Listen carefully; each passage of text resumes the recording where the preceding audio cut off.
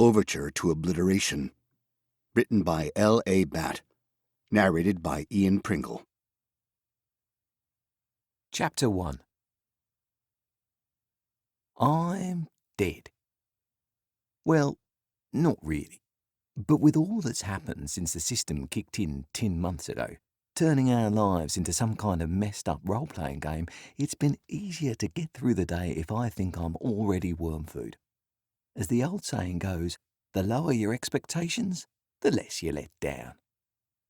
You might be asking yourself, what's a win look like for this joker?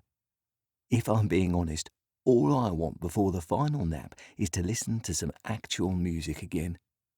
Gods, how I miss music. I scream as my jacket and chest are mauled by 3 razor-sharp claws, dropping my health from near full to just below half. Are you serious? That was my favourite goddamn jacket. Now I'm pissed. I scramble back while fumbling down a health potion. Mid-gulp, I narrowly avoid a follow-up strike from the 𝗬𝗍𝗍𝗂𝗍𝒐𝒏's massive beak.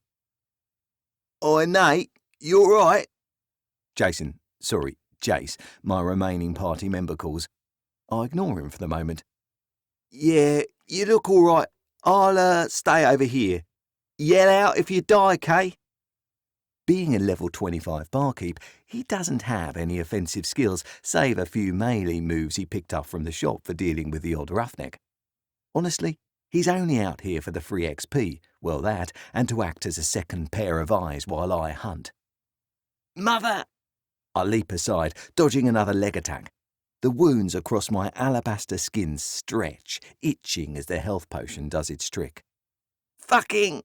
When I roll to the right, the overgrown fowl rushes past, blasting through the trunk of a tree, throwing wood chippings, dirt and foliage into the air. Killer! Shit! I stumble back a few steps. With all the debris flying around, that swipe came a bit too close.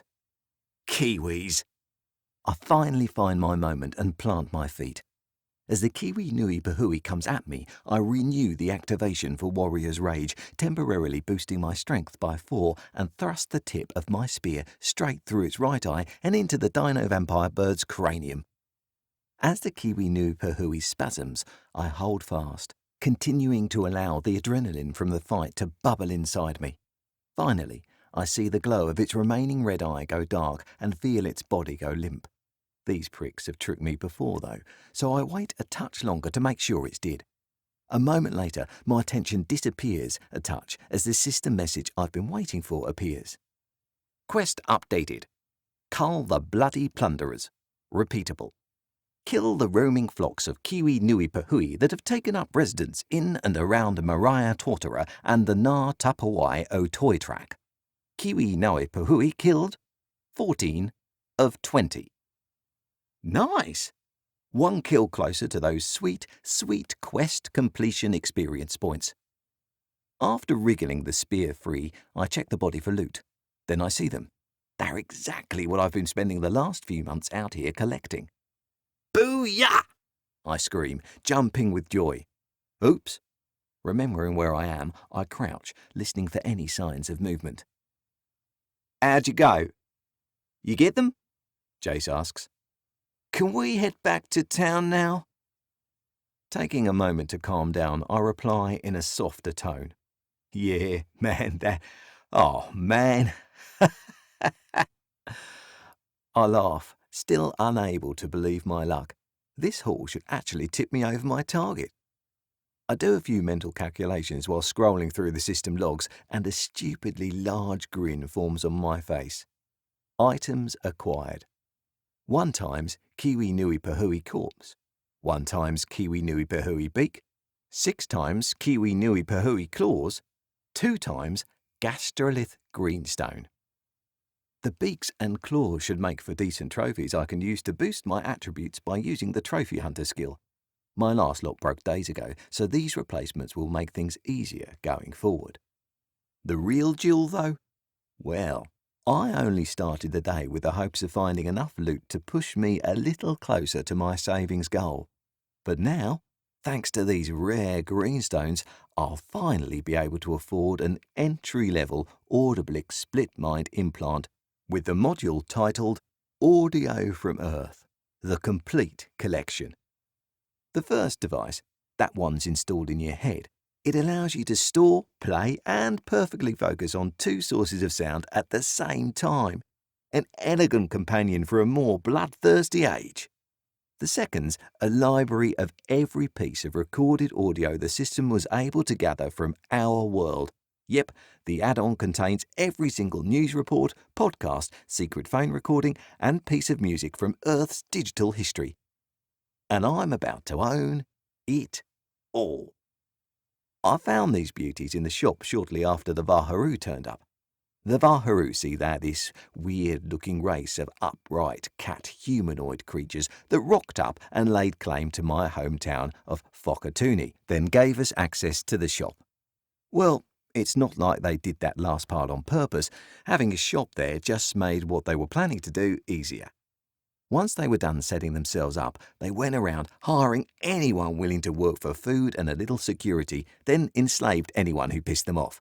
Next thing you know, they're using our access to the ocean for a food-gathering operation to feed their settlement in Rotorua.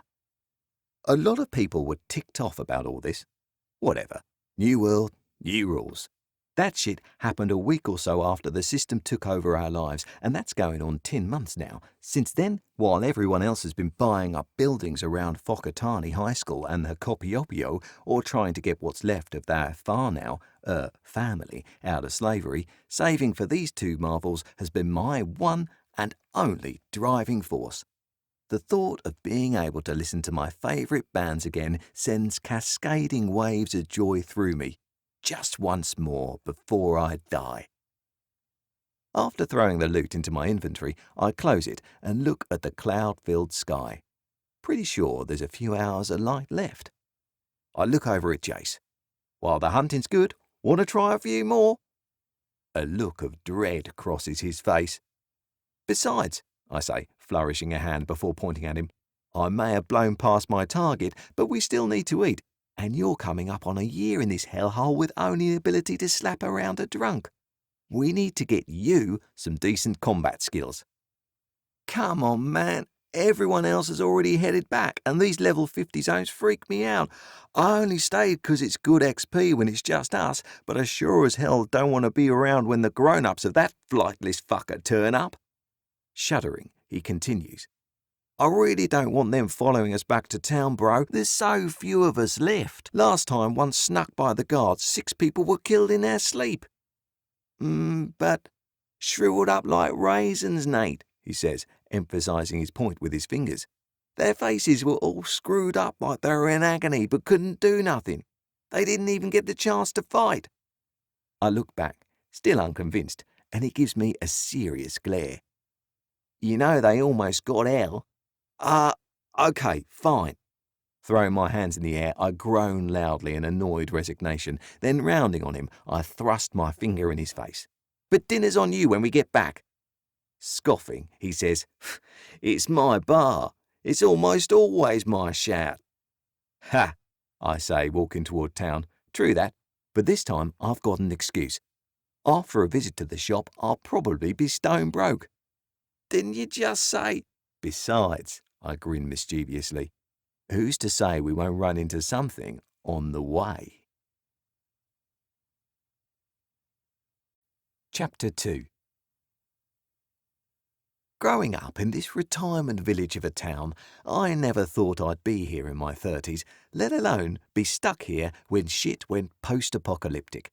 To be clear, it's not as if any bombs were dropped or viral outbreaks occurred. No, we basically caused the annihilation of the human race all on our own, or so the various aliens we've encountered love to remind us. All we had to do was follow one simple rule: treat guests with respect, or something like that. Unfortunately, that's a little hard to do when no one tells you the rules. Then again, maybe slicing up the first extraterrestrial you come across isn't the best way to introduce yourself to the galaxy. Thanks, America! I kid. I'm sure we'd all have done the same thing. Well, maybe not Canada or Iceland or us here in little old New Zealand, but who's to say? Guess it'd all depend on where they landed and who they talked to. And to be fair, they really should have done some homework before being all like, Oh, hello, Gov. I'm from the Galactic Council. This is the system, and your world is scheduled for demolition. OK, so obviously I wasn't in the room when they took the guy hostage and gutted him alive, but growing up on a healthy diet of Douglas Adams, Monty Python and Phil Janes, The Galaxy Game, great book, highly recommended. I can only assume that's how it went down. On the surface, you'd think I'd be having a blast. Hell, I'm sure my teenage self would be going out of his mind with happiness, slaying monsters, meeting aliens, scoring loot, levelling up and getting the babe, because that's what the story says will happen. Yep, what's not to love about having your whole world turned into a role-playing video game? Oh right, all the death, destruction, general loss of life, and the fact that this isn't a game. Sure, we have an inventory, pop-up windows, skills and spells, but there's no campaign. There is no epic story, no plot-armoured companions or loved ones, and certainly no respawns. At least, not for us sentients. Any moment could be our last. One wrong step, one missed attack, one unexpected monster spawn, and poof, it's lights out. Just like damn near the entire freaking planet. Shit, man. There are only a few thousand of us left round here, not including the cats, that is. Man, I just want my music. Please let me live that long. The walk back to town is mostly uneventful. Only one group ambushed us. A couple of flametails came out of nowhere as we were leaving the bush trail at the base of Mokoroa. These mutated former fantails, now with 2-metre wide wingspans, leave a trail of roaring blue mana flames as they fly, and as you probably guessed, they use fire attacks. How they don't burn down the countryside is beyond me. Quirks of the system, I suppose. Jace assists me this time, pouncing on them to deal with the killing blows after I finish instilling fear, stunning them with my level 1 skill in War Thunder.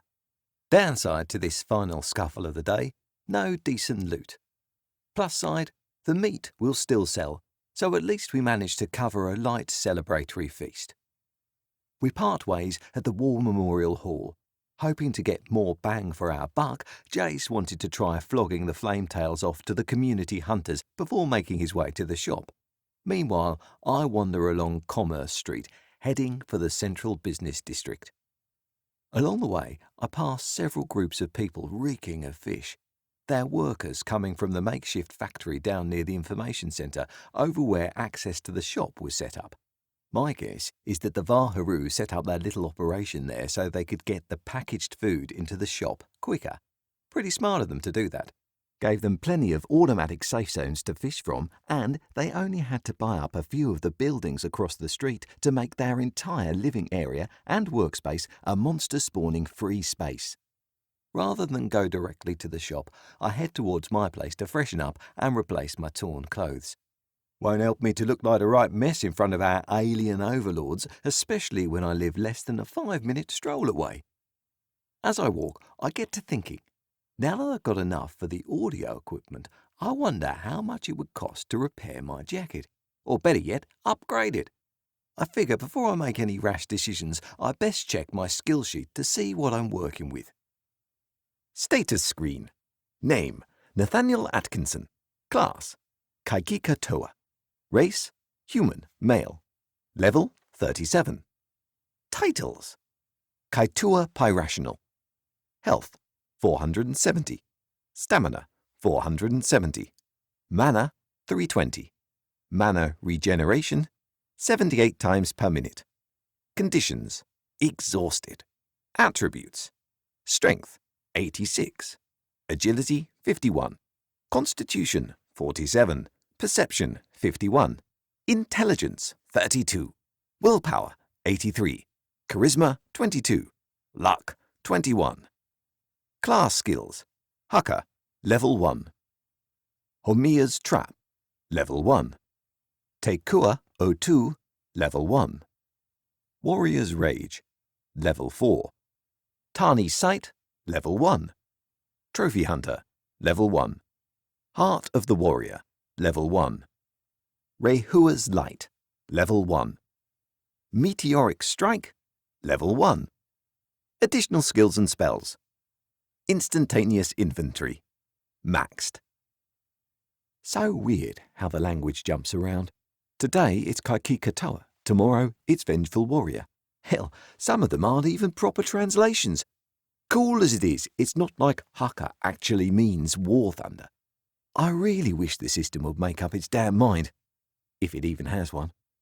Fuck, I don't even really know what the system is, other than it's what creates the floating blue screen, stats and monsters.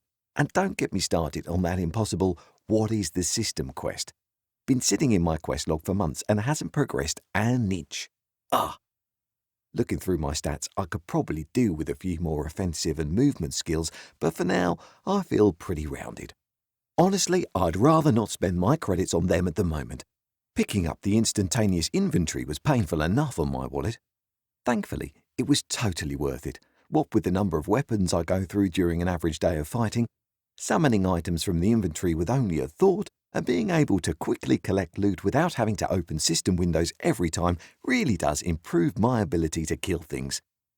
Now that I think about it, that's kind of morbid. Maybe I need to take up cooking. Going over my inventory one last time, I see the proof of my efforts these last few months. I've got several stacks of rare greenstones, a pile of random monster drops, another dozen low-quality steel spears, and just over 100,000 credits.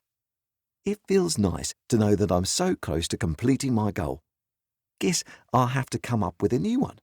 Suppose I could do with some armour, once the implant's been hooked up, that is. Not to mention that since day one my weapons have been cobbled together pieces of crap, scraps from the hardware stores, so... I wonder. Turning into Canning Place, I pass the back of the bar 𝗬𝗁𝒐𝒍𝒊𝒕𝒆𝗂 from the system and aim for my one-bedroom hole-in-the-wall above the old kebab place. Maybe I could finally look into buying this joint from the system. Lost in thought as to what I could be spending my hard-earned credits on, I begin the jiggle work to unlock my door. Then, coming from the direction of the bar, I hear a soft padding of footsteps. As they slowly grow in sound, a woman's voice calls, "Nay! Nay! Wait up!" I turn to see a fallen angel, 𝗬𝗁𝗂𝗐𝗍𝒻𝒕𝒆𝗍. Looking at her, I want to see the girl I knew and loved. Someone healthy, laughing and always up for adventure.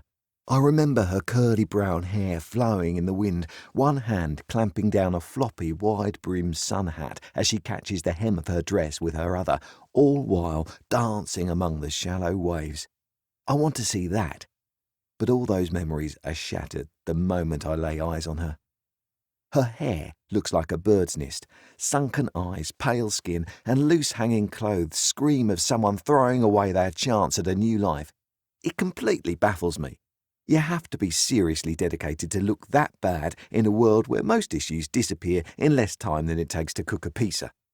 Then again, who am I to talk?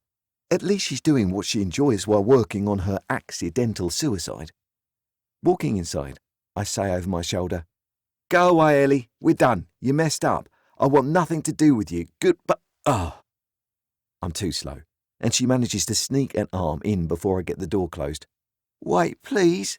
Come on. I know you've got some cash stored away." She's shaking a bit. "You and your mates, you're always off playing in the woods. I just, a little something to help."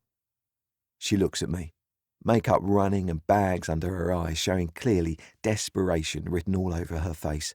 I can do something for it. Anything. I just need a few 100 creds, that's all." Her words spill out in a slurred mess as she tries and fails to force herself through the crack. Watching her struggle, I say nothing. After a few more attempts, she gives up, and just like that, she slumps to the ground, passed out, one arm inside, her face leaning against the edge of the doorway. I feel guilty, revolted and nauseated. Why'd she turn out this way? Why'd someone who'd just become a junkie in this new world get to live while so many didn't? Why didn't she let me help when all this started? Why'd she... Reality snaps back and I'm looking at the hollowed-out mess of a woman I once loved lying on the sidewalk. Jesus, what's wrong with you? Looking closer, I call upon the god of forests and birds to activate Tani's sight, and as I read the system message, I'm shocked to see just how close to the edge she really is. Status screen. Name: Elise Hughes. Class: Ranger. Race: Human. Female. Level: 6. Titles: None. Health: 20/110. Stamina: 5/110. Mana: 0/240. Mana regeneration: 4 per minute. Conditions: fatigued, depressed, addict, mana withdrawal. Effects: Hell's Breath, Euphoria, plus 40% perception, minus 40% constitution, 50% reduced healing. 𝗕𝗁𝗍, negative memory block, plus 40% intelligence, minus 40% willpower, 50% reduced mana regeneration. Curse of the Undying Wrath, perception, amplification, insomnia. Overdosed, persistent damage over time, 10 damage per minute. Attributes: Strength 13, Agility 26, Constitution 11, Perception 31, Intelligence 24, Willpower 4, Charisma 12, Luck 9. Jeez! Acting quickly, I drag her inside and get her on the couch. Calling upon the star god, I use Rahua's light to heal her for 100 hit points. It's not powerful enough to purge her body of the toxins or get rid of any of the many debuffs affecting her, but it buys some time. I slap her face a few times until she comes around. Go away, she slurs. Ellie, wake up. I slap her again. You almost died, and you're still being affected by whatever you took. You need to go to the shop and do a proper cleanse. Fed up as I am, I try to stay polite while pushing down the fear and anger I'm holding on to for her. I feel a little sick thinking of what might have happened had I not come home when I did. Can't, she manages to burble. Why, Ellie? Why can't you? Cat's banned me, she says, this time easier to understand. You need to get a body purge. Did they say for how long or what you need to do for them to let you back in? A bit of my worry and frustration leaks out. Rolling away from me and pushing her face into the cushions, she mumbles, No, they just don't like me. My mixed emotions surface again as I mumble, Can't imagine why. I shake my head. No, that line of thinking isn't getting me anywhere. Damn it, why today? How the hell am I supposed to handle this? Ellie, I'm going to the shop to see if there's anything I can get that will help. Do you have any money or equipment I can use? I say, but don't expect or receive a response beyond some snores. Fine then, it'll just go on the tap. This better not hamper my plans. I regret that line of thinking as my eyes burn and I taste bile in the back of my throat. Damn you, Elise. I quickly wash my face, change my shirt, and cast another shot of Rahua's light as I rush out of the door to the shop. Should have just under 20 minutes before I need to heal her again. I really hope I can get there and back before she runs out of time. Chapter 3. Arriving at the foot of what was once the 𝗂𝗂𝗏𝗏 Information Centre, I can't help but notice the energy in the air as the Vaharu and their evening workers complete their tasks. The entire area smells of seafood. Their fishing and prepping for transport methods look as though they came straight out of a fish factory.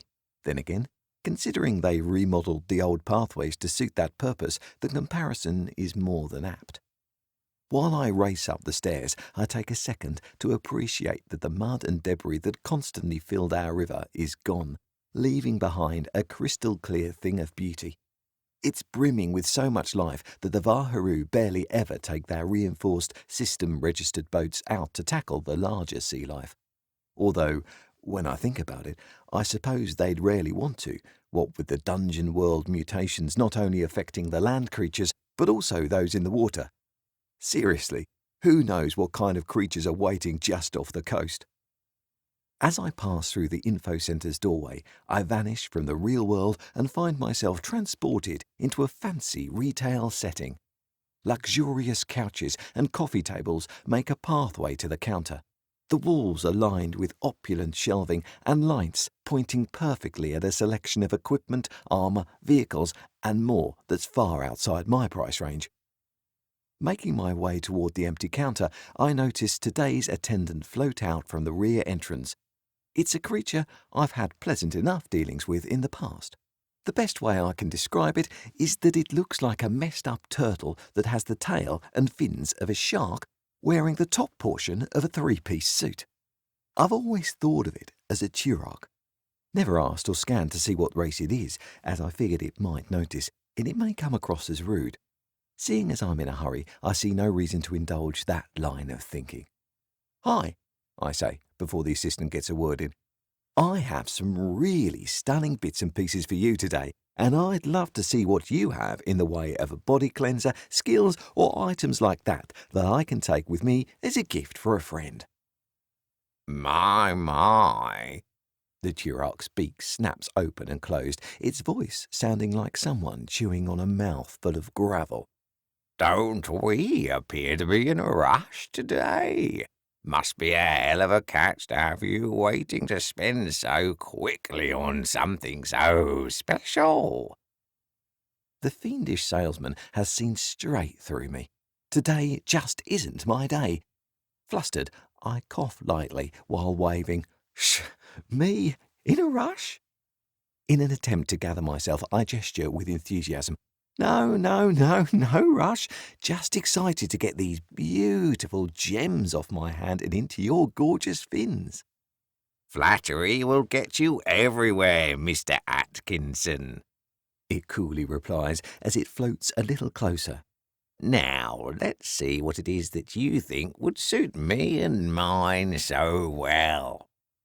Opening the shop's system tabs that allow me to show what I have to offer, I prepare myself to make a deal. I drop the loot from today along with the stack of 60 gems and a bundle of other items I've been hoarding for my upgrades. Well, the 𝗕₂ says after going through the list. This is a tidy little present you've brought me. Its eyes roam me, looking for a response, which I hope I'm not providing. I can offer you 30,000 credits for everything. How does that sound? It sounds like I'm about to get screwed, is what it sounds like. I've been scrimping and saving for months. I've forgone repairs, and I've been living in a non-registered house for almost a year. This haul should have been enough to get me over the 160,000 creds I need for the audio implanter module, leaving me plenty to live off for a while. Instead, its offer leaves me over 20,000 under what I need for just the gear. Interesting, I say, as nonchalantly as I can. If he wants to play the ridiculous offers game, I can do that too. I bring up the shop screen and spin it around to show him the item I'd like. Skill, Fortune's Flush. Instantly recover users from all status effects, no limit. Performs a full body purification. Grants 24 hours immunity to negative statuses and toxins. Cost, 300 mana. Target, cooldown, 30 days. 80,000 credits.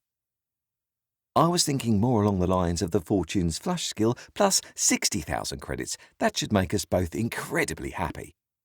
And with that, our session of haggling begins. That did not go my way. Well, not entirely. After a few minutes of back and forth, I'm sure it could tell I needed to be somewhere. All I managed to get was enough credits for the audio gear with no room for error, along with a purification pill. As I'm in a rush, I forego the purchase of the equipment, so while I'm a bit miffed at the outcome, I'm excited for my next visit. The pill I successfully bargained down for will do the trick as far as purging Ellie's body of the toxins and most of her negative conditions. Thankfully, this includes the overdosing effect. Unfortunately, it won't do anything for her other debuffs. I suppose she'll have to let those work their way through her system. With the transaction complete, I sprint home. Getting back with but a hair's breadth to spare, I noticed that the door's open and hunched over Ellie is a hooded figure. Who the fuck is that and what the hell is he doing? I seriously don't have time for this. Oi, mate! back the fuck off right now, and maybe I won't hurt you for busting into my place and disturbing my friend, I blurt, while loading up my skills for a fight. Moving closer, I realise, using Tani's sight, that any efforts to fight him would be likely futile. All I see are question marks, not even a name or race. Standing with a casual grace, the mysterious stranger surprises me by raising his left hand and producing a key. That's a key to my flat. Not many know where to find my spare, and while it might be easy enough to locate or create such a thing with skills or spells, I recognise the jawline and build of the person holding it as he slowly turns to face me. "Oh? That you?" I say, a little shocked to see who I believe is a friend from the old days. He replies as he removes his hood. "Kira. Hey, bro." "Ha! Holy shit!" There's a touch of excitement in my voice as I clasp his hand and shake him by the shoulder. 𝗬𝗓𝗓 motherfucking 𝗏𝒫𝒂𝒃. My mind's awash with happiness from seeing one of my best mates. 𝗬𝗓𝗓 had been out of town when everything went down, and after all the friends and family, no, that's a lie. All those I'd seen taken from me. I'd never had the heart to look up people in the shop. "Damn, man, I never thought I'd see you again." Shaking my head, I continue in a rush. "Where? How? Why? But... oh, shit!" I suddenly realise I haven't given Ellie the purification pill. I fall down to her side and reach to wake her, but O places his hand on my shoulder. He says, "It's all right, man. She's good now." Looking up, I see the honesty in his face. His eye twitches a bit as he continues. "I saw her through the window when I rocked up. I could see her health dropping. I remember you used to hide a key in the tree across the road, so I let myself in. You almost lost her, man." Looking at Ellie, I say, "Lost her months ago, O. We were both fighting to save her memory." I take a quick glance with Tani's sight and can see that all her status effects and debuffs are gone, all except one condition that's listed as a question mark. Holy shit, you must have some crazy powers, man. How'd you do that? And what's up with the effect? 𝗬𝗓𝗓's left eye twitches again as he replies, It's been a rough trip, man." He looks away from me. "Was forced to pick up some tricks along the way." Looking at Ellie, he continues, "I didn't see a pop-up telling me that this was a safe zone. You know, you have to buy the place to stop the monster spawns, eh?" Feeling a little rebuked, I say, "Yeah, she collapsed in the doorway as I got home. The shop's just down the street and she's been banned from it, so all I could really do was hope she'd be okay for the few minutes I was gone." I add a bit of smile to my words and slap O on the back. "If I'd known you were coming, I could have saved myself some coin." "Ha, you hinting that the drinks are on me." He laughs as he falls into a chair and sticks his dirty boots on the dining room table. "There even a place to get on the piss round here anymore?" Chapter 4. A short while later, while dropping Ellie off in a chair at Jace's bar before snagging a table for ourselves and getting the lay of the land. Pretty busy," 𝗬𝗓𝗓 says, while looking at the various groups around the bar. His gaze falls on a group of battle-worn ladies in the back corner of the room. "That's the Coastlands Quartet," I say, interrupting his ogling. They're a group of high school teachers led by our old PE teacher, Mrs. 𝗕𝗏. They all took warrior and hunting classes and have been working on getting the other side of the river clear of monsters. With a look that speaks volumes, he says, "Nice. They all look to be in their 30s. Seem pretty flush too." "Hey, yeah, so I'm going to assume you mean levels. The highest over there is Mrs. 𝗕𝗏 at 39. Pretty sure she's the highest in town. When she hit level 30, the four of them went Dutch on the golf club out by the airport, turned it into a place where people can test their skills and spells without pissing anyone off. Takes a bit of work to get out there, but last I checked, they were setting up cages and rounding up low-level creatures to help level people up. Been a while since I went out that way, though." "Sure."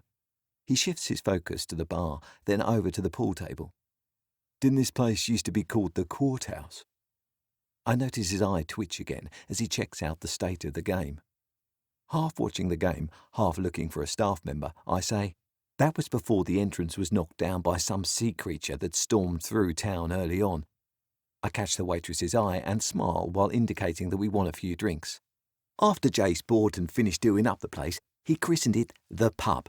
Pure creativity and class, that one. "No shit. How's old Jace doing?" he says, eye twitching again. "You'll see soon enough." I looked around, expecting him to walk through the door. "Should be here any minute. Bastard owes me a feed." I grin as 𝗫𝗁, the pub's all-in-one chef, waitress and part-time manager, drops 2 handles of frothing amber liquid on the table. "'Fraid we're all out of your favourite, Nate. All we got is the bird and the lion, and I've never seen you have the red, so 2 it is." She pulls a pen and paper out of thin air. "You boys want—" She stares at O. "𝗕𝗐𝗍𝗓? Is that you?" She doesn't wait for a response and falls atop her unsuspecting victim.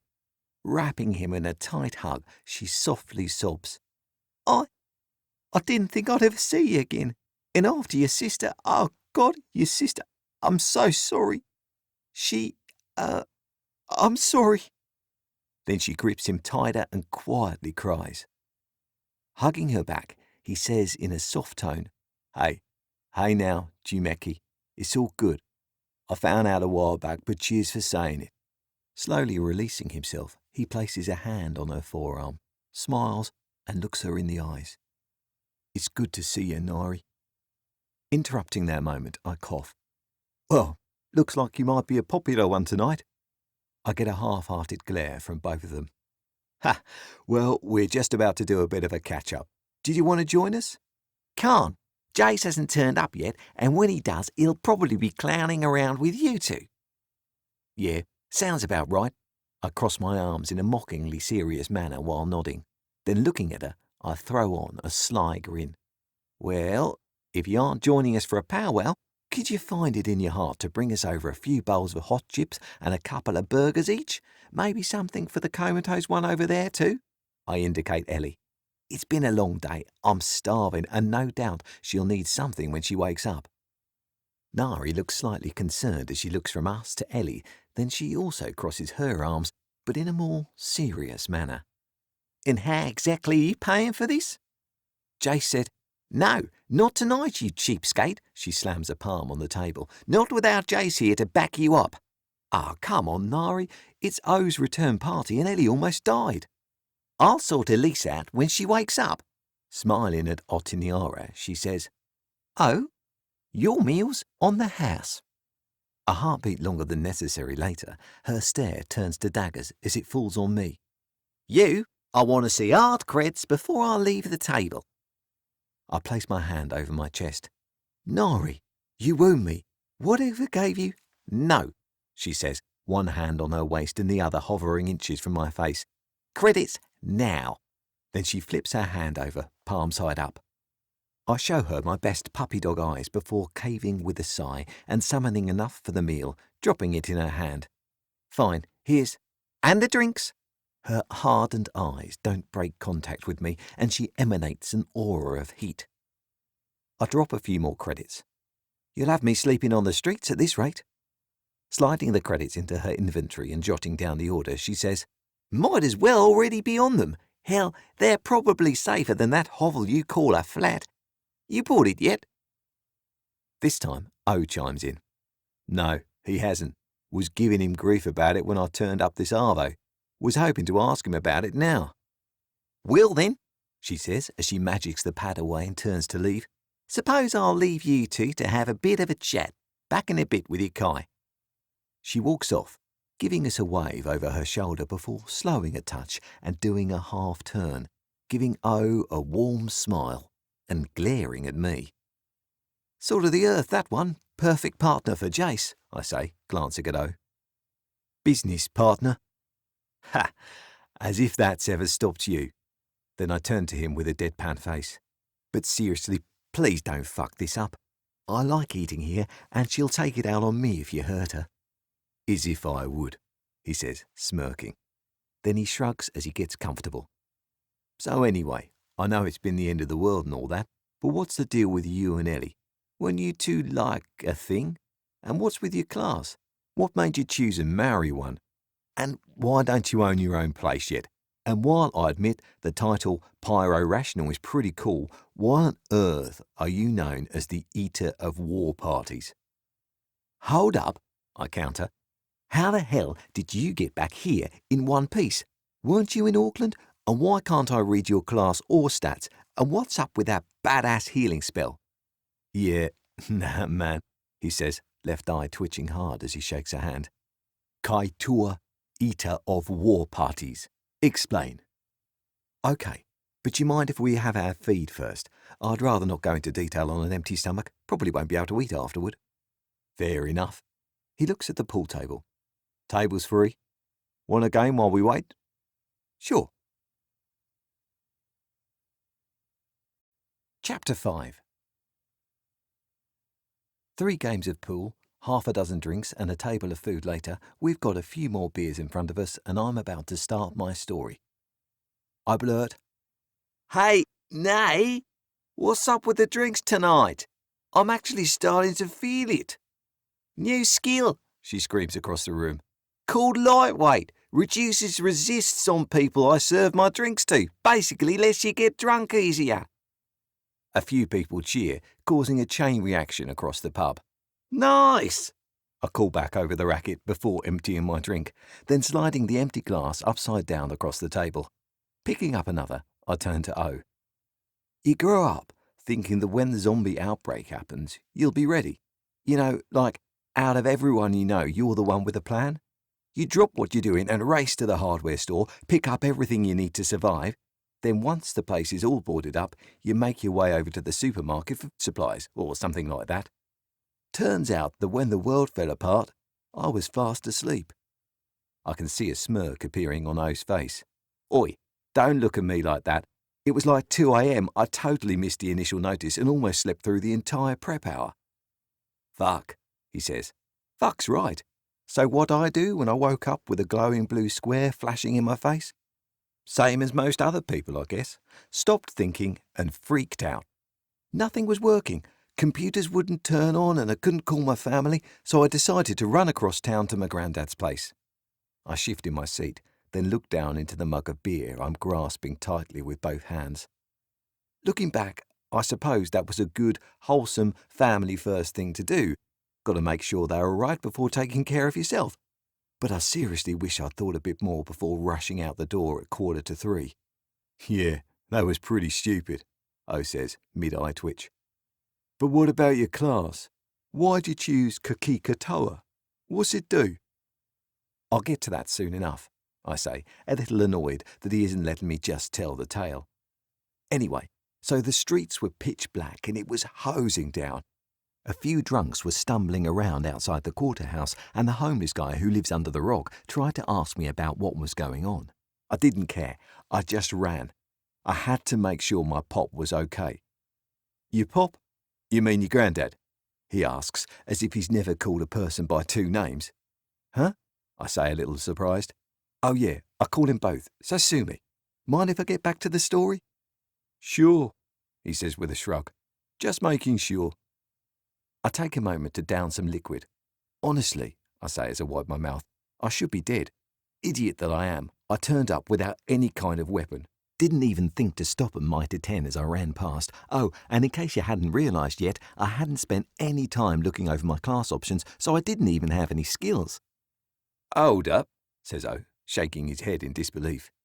"You're telling me you didn't choose your class or assign your skills yet?" "Yeah," I reply before taking a sip. I didn't know anything about the system at this point. Hell, I was still surprised at how quickly I made it across town. The pain in my leg from busting my tendon a few years ago? Gone. But I didn't even notice this until I was walking through the door and I'm greeted with a familiar but completely unrecognisable face. My granddad, the frail old ex-Navy man I'd come to rescue who'd been plagued with dementia and spent the last few years slowly wasting away. He's no more. Standing in front of me was an imposing figure, strong, certain, proud, and dressed to the nines in his formal suit, World War II and service medals pinned to his chest, bugle in one hand and machete in the other. It was breathtaking. Turns out, about 15 minutes after the system went live, most people's issues were fixed by the automatic health regeneration, which meant that all the other war vets and returned service associated members in this retirement village were suddenly healthier and more alive than they'd been in years, hell, in decades, and they were all staring at a message telling them that their friends, family, country, and world are in danger. I stop and take a drink. O doesn't say anything this time, but I notice his eye twitching again, and it's starting to bug me. Gotta remember to ask about it after this. Setting the drink down, I continue. So yeah, first thing he does after letting me in, Pop points me towards my auntie, who thrusts a few chef's knives and a sharpening steel rod at me, obviously expecting me to get to work. Meanwhile, Grandad's outside blasting the reveille, making sure the whole neighbourhood's awake and directing people to gather by waving his blade. Just like that, I snap my fingers. Close to 200 of us are huddled in the middle of Pahutu Street, rain coming down hard as we pass around sharpened shovels, gardening tools and kitchen knives before we make our way somewhere more defensible. At this, O leans a bit closer, as if trying to pay a bit more attention. Again, none of us think to go to the hardware store or even the supermarket. All these people, and the best thing we can come up with is to head towards the Matatua Reserve and the 𝗕𝗕𝗓𝗓 across the road. I guess we thought that maybe that area would be easier to defend, what with the river and the reserve on one side and the steep side of the hill on the other. Once the prep hour was up, we didn't even make it a block before the monsters caught up with us.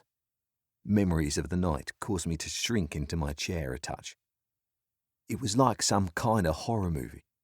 There we are, wandering the streets with only a sliver of moonlight guiding us. I felt lost. Darkness seemed to be swallowing me up, and obviously that's exactly when the shit hit the fan. All around us I hear these sloshing thumps. I sit up straight and slam my open palm on the table a few times, causing a few people to turn our way. I pay them no mind and keep going. Then someone near the back screamed. Then another, and suddenly we're no longer a reasonably structured group. No. Now we're a warbling mass of jelly haphazardly flowing through the streets and slowly losing more and more of our body as we ran. As I say this, I pour some beer on the table and watch as it pools together, then swipe at it, sending the liquid flying. O leans back, watching the beer hit the floor as he takes a drag from his own handle. Screams were coming from everywhere, I say, continuing the story. We still had about 50 people in the group, and my granddad was leading the way with some of his RSA buddies. I was as good as useless. I'd only been a salesperson before all this, spent more time with games and music than with exercise or fighting, but my pop, even as a level 1 naval officer, he was a beast. This catches O's attention, and I can see him focus again as he sits a little straighter in his chair.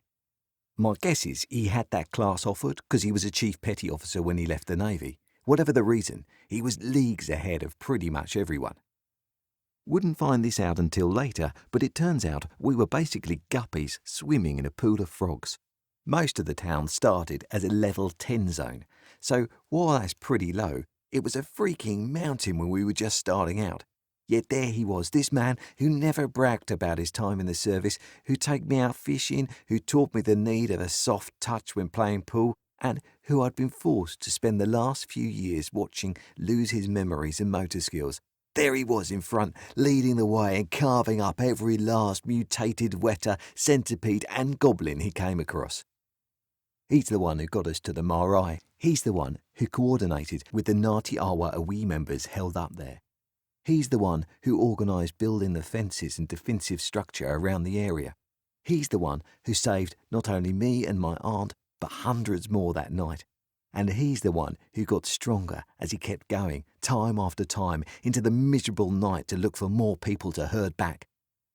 Stopping again for a drink, I look at Otiniara to see if I can get a read on what he's thinking.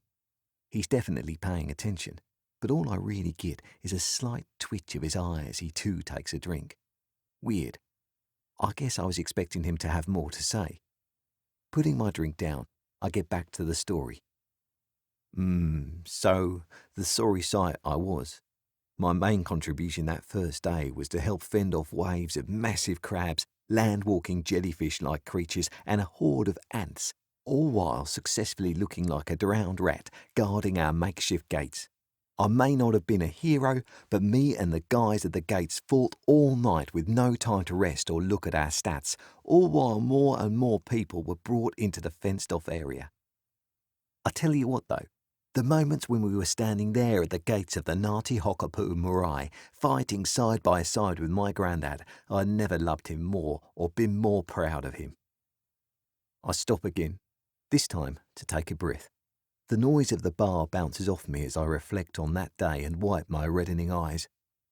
After a few minutes, I down the rest of my mug and get started on the next before getting up to go to the bathroom. Chapter 6. Stumbling back a few minutes later, I can see that the bar is full. Ellie is still fast asleep at her booth, and having downed another beer, O's just watching the crowd. Sitting down at the table, I start things up again. Good to keep going? Yeah, man, go hard. I'm all good, O says, shifting to get relaxed as he prepares to listen again. So, after that first night of hell, the number of spawns slowed to a crawl around midday, and people used the time to start breaking off for food or taking a few moments to themselves, trying to digest everything that had happened. Remembering the next part, I look away from O. In my stupidity, not even really thinking about it, I went off with a bunch of blokes from the wall to raid the various pubs. We just wanted a drink. Didn't say goodbye, didn't tell anyone where we were going or when we'd be back. Just left a handful of people to watch the gates and headed for town. We ended up at the bar down the road, the Craig. A lot of us were pretty broken up about how many people we'd lost, and we drank a bit more than we probably should have. I passed out around 3 p.m. and didn't wake up until I felt someone shoving me a few hours later. Turns out that while we were getting drunk and sleeping, more monsters showed up and attacked the 𝗦𝘁. Shit, says O as he leans forward, resting his crossed arms on the table, eyes focusing just before the left one twitches. Nodding to his response, I continue. The guys had already left to help. I was the last to leave. I tried to catch up, but I was still a little drunk. As I came round the corner, I saw the others just hitting the gates as my pop and a handful of RSA, Ngāti Awa and a few other people from the 𝗦𝘁 fell through our fencing. Right behind them were these huge half-man, half-snake-looking creatures wearing opal and gold armour. Most of them were holding spears or bladed polearms, but the biggest was holding some kind of thick battle axe. Resting his elbows on the table and clenching his fists, I can see an intensity in O as he focuses on this part of the story. Our side had actually been doing a pretty good job. They managed to take down several, but it didn't last long. The guys and most of the others were ripped apart in under a minute. All I could do was watch in horror as person after person fell. Soon it was just my granddad standing up to them, and before I finished psyching myself up, the axe wielder sliced off my granddad's legs and another put a spear through his chest, all the while I cowered in fear. I take another swig of my drink as the memories make me feel anger and resentment towards myself. Slamming the beer onto the table, I see O jolt back as I accidentally break off the handle and send the cup flying. The drink spills and the glass smashes. Fuck! Oi, what's going on over there? I hear from the bar. Sorry, Nari, I'll pay for it. Can I get another? Collecting the broken glass, I wipe the spilt beer off the table with my shirt as best I can. No, you're on water for a while. You can have more when Jace turns up, she snaps, while walking over with a jug and 2 clean glasses. Thanks, Mum, I say, with a bit of a slur, squinting as I give her a grin. Yeah, sorry, Nari. We'll try not to break anything else, O says. Looking at him, I remember what I was talking about and my smile fades. Okay, where was I? I pour some water and drink a full glass before continuing. Right, so my pop and all the guys I've been fighting and drinking beside are dead. I have no idea if my aunt or anyone else in our little refuge is alive, and I'm blaming myself for not being there to help. Meanwhile, I'm running back the way I came like the little shit I am. O looks at me sadly, and his eye twitches a little. So how's this explain your class and those titles? Offence meant you're not coming across in the brightest light right about now. I look down and take another sip of water. Can't disagree. I was not a shining ray of light in our darkest hour, that's for sure. Looking up, I say in a harsher tone, "Listen, if I could trade my life for my granddad's, I would. He was the hero. He should be here. But that's not how the world works. All this bullshit happened, all the best and brightest died, and I'm one of the pathetic fools who didn't. Now, do you want to hear the rest or not?" Raising his hands in defence, he says, "Jeez, fuck, yeah man, shit, trust me, we've all had a rough go, I'm sorry. What happened next?" Well, instead of running back to the 𝗏 I did one of the things I should have done when all this started, and I headed to meter 10. Figured I could find something that might be able to help. Wait, he says, shaking his hands and head. "I know I just asked, but you haven't said anything about your class yet. Have you still not done that at this point? How did you go almost an entire day without a freaking class? And how didn't it come up? We had a lot going on, and I'd only had like 2 hours sleep, and I woke up late. I never had a chance to take it all in or go through the options. Besides, we weren't really talking as we drank. Shit, will you just let me finish this?" "Yeah, man, okay, sorry. Please continue," he says, resting his arms back on the table. "Okay, so, hardware store. I made my way back to meter 10, and I don't know shit about how to make a gun or explosives or any of that. But I knew wood burns, knives cut, and that I should probably try a stealth approach if I wanted to stand a chance." "Wait, you wanted to go back? I mean, you literally saw everyone get killed. Surely you knew." "Dude, seriously, I wasn't exactly in a clear frame of mind. All I could think about was paying them back, and I guess seeing if anyone was still alive. To do that, though, I thought it best to try sneaking in and, if possible, creeping up on them to take them down quietly. Did I know about perception, listening skills, or spells? That would be a resounding no. But as I said, I was an idiot. I ended up taking a bunch of stuff, some safety glasses, a pair of black overalls, gloves, steel cap boots, a bag. Also grabbed a few more blades, some binoculars, and a few survival bits and pieces. Last lot of stuff, though, they were for burning things down. A handful of lighters, a hose, tons of rope, a 20-litre fuel canister, which I filled up by siphoning gas from a car along the way back. By the time I'd finished stocking up, night was falling again. I figured I'd best scope the place out, so I snuck into the fishing club across the road from the 𝗏, and from the balcony I took a look to work out how many there were, where they were located, and whether or not I could see any humans alive in there. There weren't. They'd piled the bodies off to the side, and that just made me angrier. Not only had they killed my granddad, but they'd also killed my aunt, all the other war vets, and everyone we'd been able to gather down here. It was a goddamn massacre. I was seething. All I could think was that they were going to pay. Perhaps sensing that the story was about to get heated, I noticed the focus return to O's eyes as he lifts his arm to rest his head on his clenched fists. A number of the snake people had cleaned out the main building and were using it as some kind of base, or nest, or home. I'm not sure what they'd call it. But there were less than a dozen scattered around the area on guard, and none of them were near each other. It took me 2 hours to sneak up on the first one I killed. I have no idea how or why the system allowed me to do that, or why it never detected me, because I've no doubt it was a higher level than my no-class chosen no-stats allocated ass. But such is the way of things.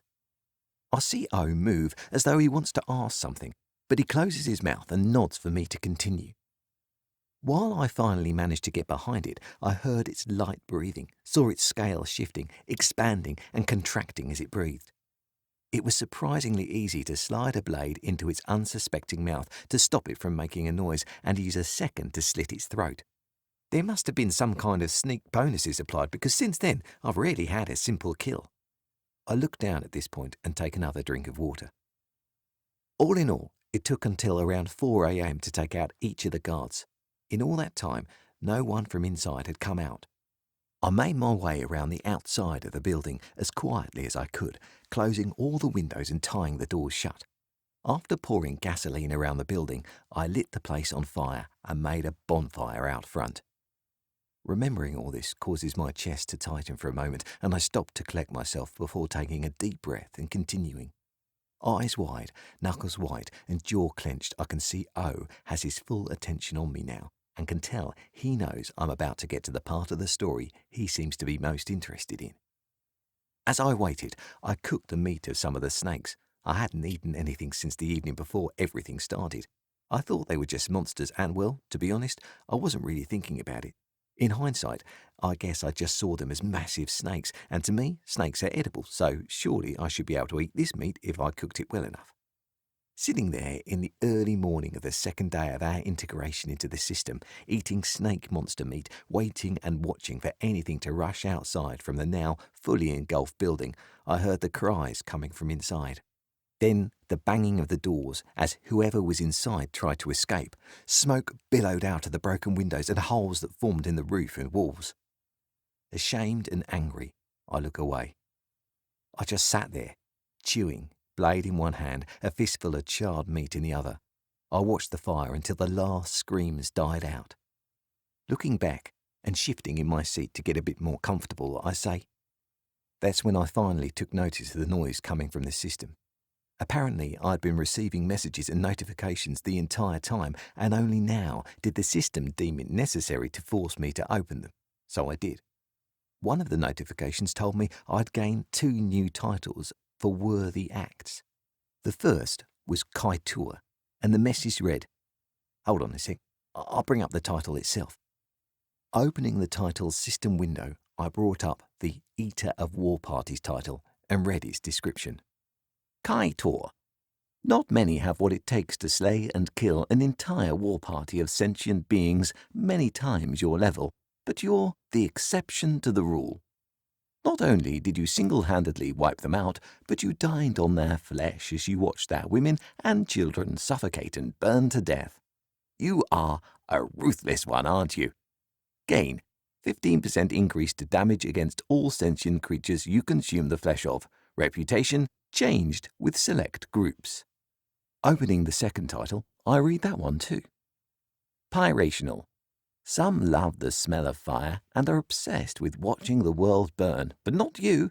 You quickly and skillfully plotted and enacted the arson of a building full of innocent sentient beings many times your level, and did so in a manner that meant you could not escape their fate.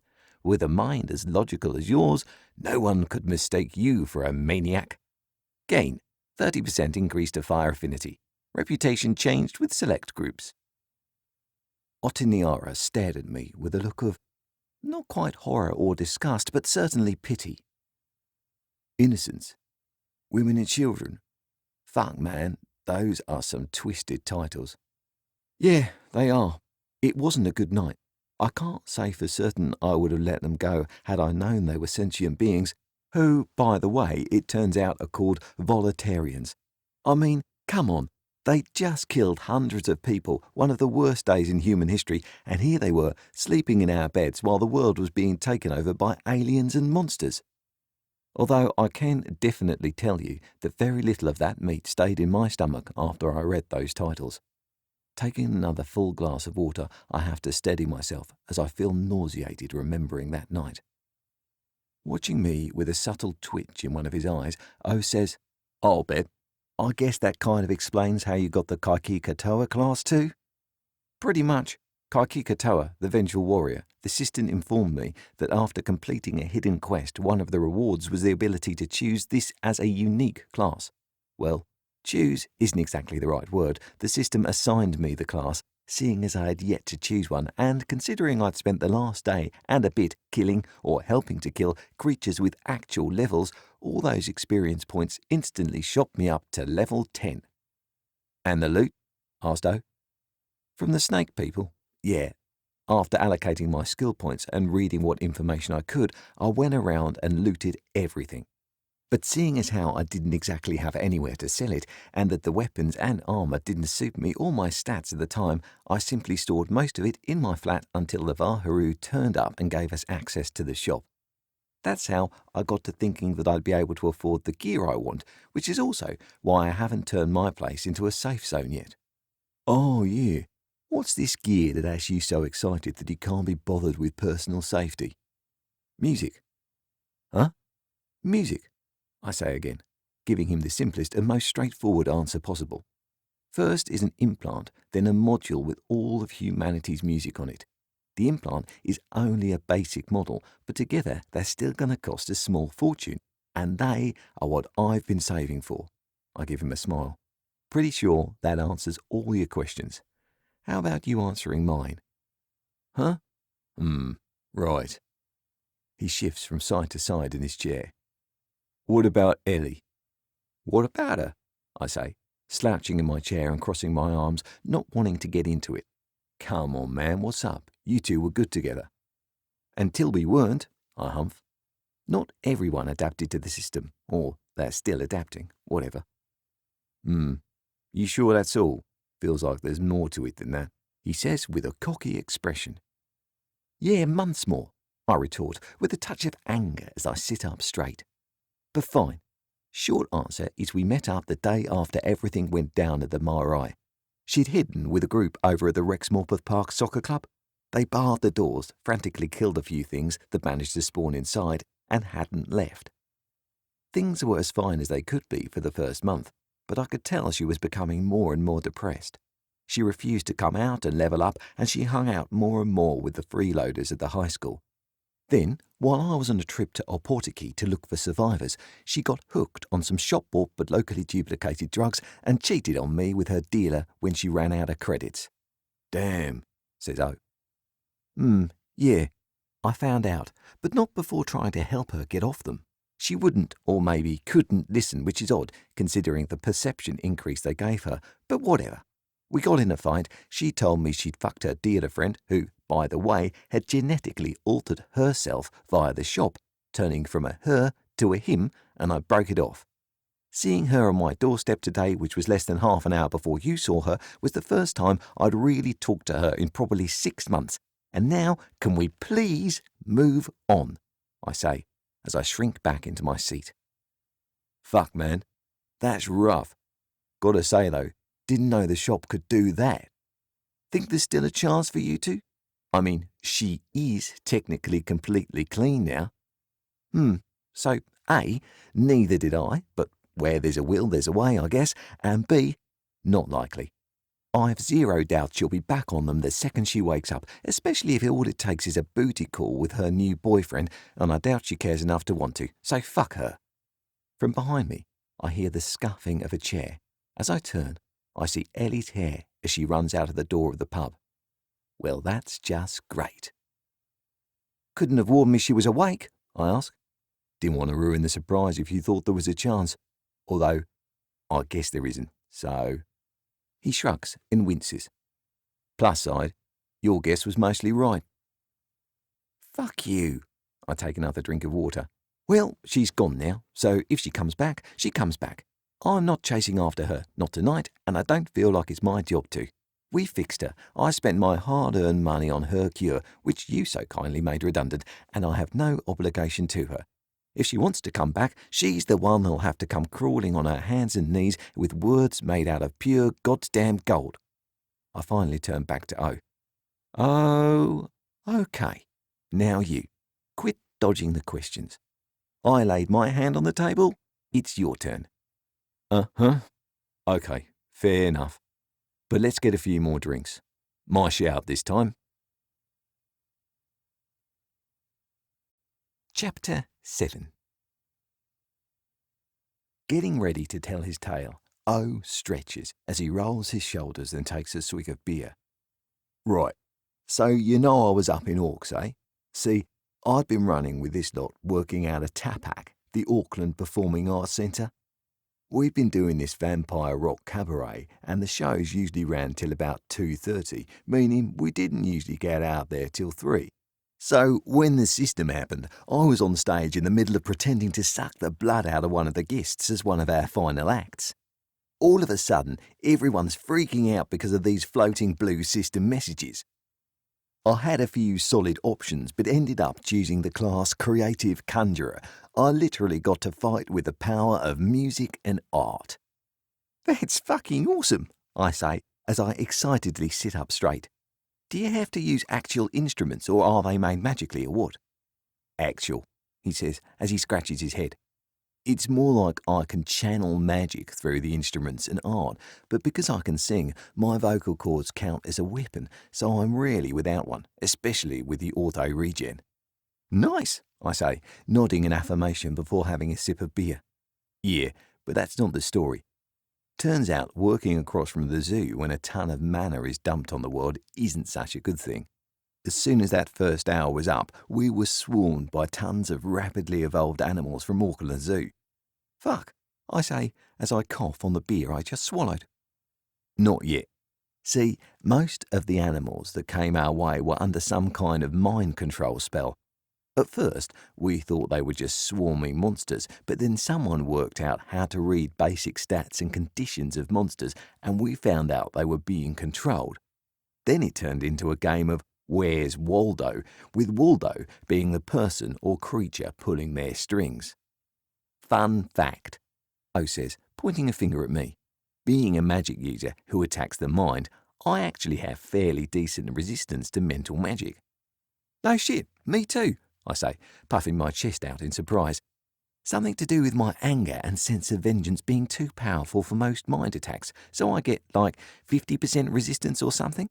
Don't really come up against those kind of things, so I'm not sure how effective it really is. As I say this, O's eye twitches. In my foggy state, I try again to remind myself to ask what's up with that. Well, if my 20% is anything to go off, you should be fine. Anyway, a few bloody fights later, one of the guys who'd been a guest at the show works out where the caster is, and we all work our way through the monsters towards them. Cost us 12 people from our group, and who knows how many people who just happened to be on the streets at the time. But we finally found out that the one in control was this heavily altered 𝗬𝗓𝗏 that had grown to the size of a horse. This thing was massive. The tiny bumps on its back had morphed into this fluorescent blue mohawk of sharp spines that ran down its back to its tail. But as weird as that was, you know how they have that third eye? Well, it had grown to be like twice the size of its other two, and this fucker was throwing around mental magic like there was no tomorrow, which I guess isn't too far from the truth. O stops, eye twitching as he sculls a full tankard and belches. Excuse me. So, yeah, this new 𝗬𝗓𝗏 also has a name. The status screen said it was called a Manawatara, and as more and more people were killed, it grew in power. Before we could reach it, it turned its actual sight on us, and then I'm basically fighting by myself as I and like 2 other people managed to resist its mind control powers. The next few hours sucked. The Manawatara chased us across town, and it kept adding humans and monsters to its horde that it would send against us. We were all exhausted from hours of running and fighting. I'd managed to cast 𝗕spell, this low-level dispel magic spell I had, on a bunch of people, and we were making a stand on the Auckland Harbour Bridge. I couldn't even tell you how many the Manawatara was sending after us, but the entire road, for as far as we could see, stretching right down the motorway and covering the entire area around the harbour, it was just a sea of creatures and humans, all being mind-controlled and all coming for us. He takes a drag from another handle of the tui. Then he takes a deep breath and sighs. I killed a lot of people that night. I couldn't count them. I couldn't dispel the mind control effects on enough of them, and for those who were too weak against the attack, they were taken over again pretty quickly. Turns out that, like you said, the system has a pretty fucked up sense of, humour, obligation, respect. Whatever it is, it's messed up. I may not have been able to count my kills, but I did, and... He pauses, obviously wanting to say something, but can't quite get it out. Then his eye twitches, and he starts back up. Well, as night was falling on the first night, there was still no end in sight. I was the only one left. And then I either messed up or was really lucky because I slipped and was hit hard. The force threw me over the side and into the water under the bridge. When I woke up, I was on a sailboat. This sailor, who'd taken to the ocean as soon as the mess had hit, had seen me fall and picked me up. I must have only had a sliver of health left when he did, because he was surprised I came to at all. We ended up in 𝗕𝗁𝗏𝗍𝒃 Bay, and I slowly made my way back here via Tauranga. Seriously? That's it? I say, a little shocked at the brief summary. So why can't I read your skills? How'd you get rid of the status effects on Ellie? Were you given a title? And are you telling me that there's a mind-controlling 𝗕𝗁𝗂𝗧 the size of a small car gathering forces in Auckland? Also, how's 𝗕⁻𝗂𝗧? I still haven't heard from my sisters, and I haven't had the guts to look them up in the shop. 𝗕⁻𝗂𝗧's pretty much gone, man. At least, I don't think there are many people left there. If there are, they're either incredibly lucky or exactly the opposite. The Mount and 𝗵𝗂𝗍𝗂 are a freaking wasteland. When I was making my way through, I had to take a pretty wide arc and move quietly. There's now this massive hole, or I guess a cave, in the side of Mount Maunganui, and it looks like a dragon's decided to make its home there. You'll never guess what the people in 𝗕⁵ are calling it. No? Yeah, 𝗫morg. Ha! The Lord of the Rings and the Hobbit'll haunt our lands forever. He lowers his head, acting a bit more sombre. But yeah, as for your sisters, sorry bro, I didn't see 'em. Nah, it's all good. I'll look them up at the shop in a few days, once I cleared my head and shit. Almost lost it for a sec. Letting out a deep breath, I continue.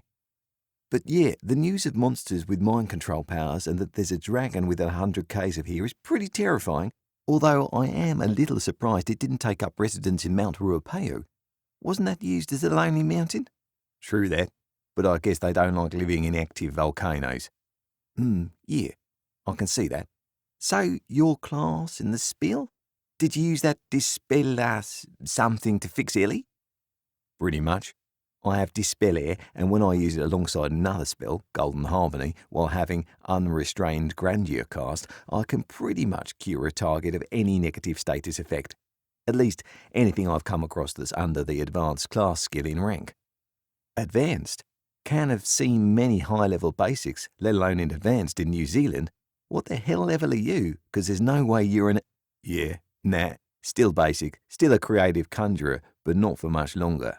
A grin slowly forms on his face. During this transformation, his head tilts slightly down and towards me, while his eyes narrow, a wicked laugh bubbling as if he's channeling a mocha-coloured joker. Letting out a low, dark chuckle, he says, No, not advanced yet, but almost. I'm just about level 48, and if it goes well, I should hit the advanced class I'm going to go for, 𝗓𝗂𝗄𝗏, sometime in the next few days. Next few what?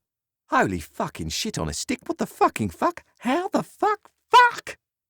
I'm sure there are classier ways to say all that, but yeah, it's pretty nuts. Nuts is an understatement, you overpowered prick. You've got to be one of the first to hit that on the whole fucking planet. I'm only level 37 and I've been going at it hard since the first week. Yeah, it's been a ride. As for hitting advanced first, probably not sure. It's not something I've looked up. Just been doing my best to get back to Whakatane, which actually brings me to another topic. Then, sitting up a little straighter, he says, I've got a quest, and I'd like your help. Huh? A quest? I say as I take another drink. This the one that'll tip you over? Why would you need my help? You probably have more power in your pinky than I do in my entire left arm. I guess it's more of a numbers thing, he says, waving away my comment. Anyway, I need to head out to Whale Island tomorrow. Was hoping you'd want to come along. Should be some good XP, he says with a grin. Fuck, man. Sitting up, I start shaking my hands and head in the negative. Yeah, nah, listen, anywhere else and I'm there. But that's 12 kilometres of open water and there's no fucking way I'm going that far on the boats we have. Who knows what the hell's mutated down there? Sorry, man, I'd literally help any other way, but I can't. Maybe I can introduce you to the Wahuru. Maybe they have a party that'll be keen, or maybe they have some crazy nutters they can call over from our main base in Rotorua. Nah, Tumek, it's all good. Man, sorry to ask. How about we just get a drink on and maybe see if you can introduce me to that Coastlands clique? With a wink and a smile, he sways to his feet and activates one of his spells that seems to amplify his voice or make me hear a quiet echo in my head. Ladies and gentlemen of the pub, drinks are on me. Chapter 8. I wake up the next morning with one of the worst headaches of my life. How is it, with an automatic regeneration ability, that hangovers are still a thing? Hello? Anyone? Of course, why would anything be listening to my thoughts? With blurred and aching vision, I check my status and see that I am no longer exhausted, which is nice and a little terrifying. That would mean I've had a full night's sleep. I either did so in a safe zone or passed out in my bed, where I could have been attacked by a random spawn at any moment. Fuck! What the hell happened last night? Rubbing my eyes, I focus to see that I am indeed in my bed, and thankfully, really? Whatever. There's no one beside me and no mysterious clothes scattered across the room. There's also no sign of monsters, monster corpses, or 𝗬𝗏𝗏. Again, what the hell happened? I remember playing pool, having dinner, drinking, talking about our whos, wheres and whys, finding out about dragons and mind-controlling beasts, then talking with Sue and Pearl from the Coastlands Quartet, and a fight? With someone, I think? Then, well, that's it. Shit. 𝗕◁𝗁's new skill must really pack a punch. I don't think I've been blackout drunk in years, let alone since the system kicked in. Hell, I didn't even know you could get that drunk under the system. That lady has opened up a whole new world to us. God's bless her. Guess it's time to have a feed and work out what's happening. Didn't O want some help with going to Whale Island or something? You've got some nerve showing up after the crap you pulled last night. And where's that prick of a friend of yours? Oh, get your butt out here now. 𝗕◁𝗁 screams from behind the counter at the pub. Shh, please. Indoor voices, I say, with a look to match the pain I'm feeling. Now, what's this about me doing something? I slouch into the chair at the bar and rest my head on my arms, indicating for 𝗕◁𝗁 to make me some coffee. Also, I don't know where 𝗬𝗏𝗁 is. I don't remember seeing him since last night after, maybe talking with the... Oh? Do you remember something? 𝗕◁𝗁 says with a fire in her eyes that could cause the sea levels to rise. Nothing major, just that I was talking to one of the teachers from Coastlands. I don't remember which one, and I can't remember anything past that. I can't look at 𝗕◁𝗁, so in some misguided attempt to hide from her reaction, I snuggle further into my arms. It doesn't help. Words aren't the only thing that can hurt, and I'm suddenly sorry I asked for coffee. Leaping to my feet, I cry in pain. Come on, 𝗕◁𝗁, that hurts. Oh, that hurts you. And now I'm all wet. You... But at least I smell like coffee, I mumble as my auto heels do their trick and I slurp up the liquid from my shirt sleeve. Disgusting, she says, and begins brewing another pot. Mumbling with a mouthful of shirt, I reply, Not looking in my direction while throwing bacon and eggs into the frying pan, she says, Don't speak with your mouth full, you idiot.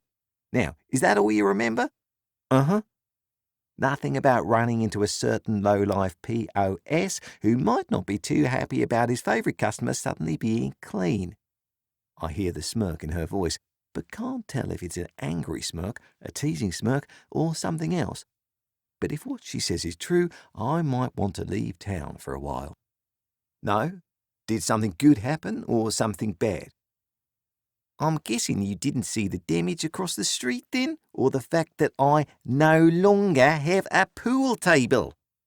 Oh boy, that last one had venom.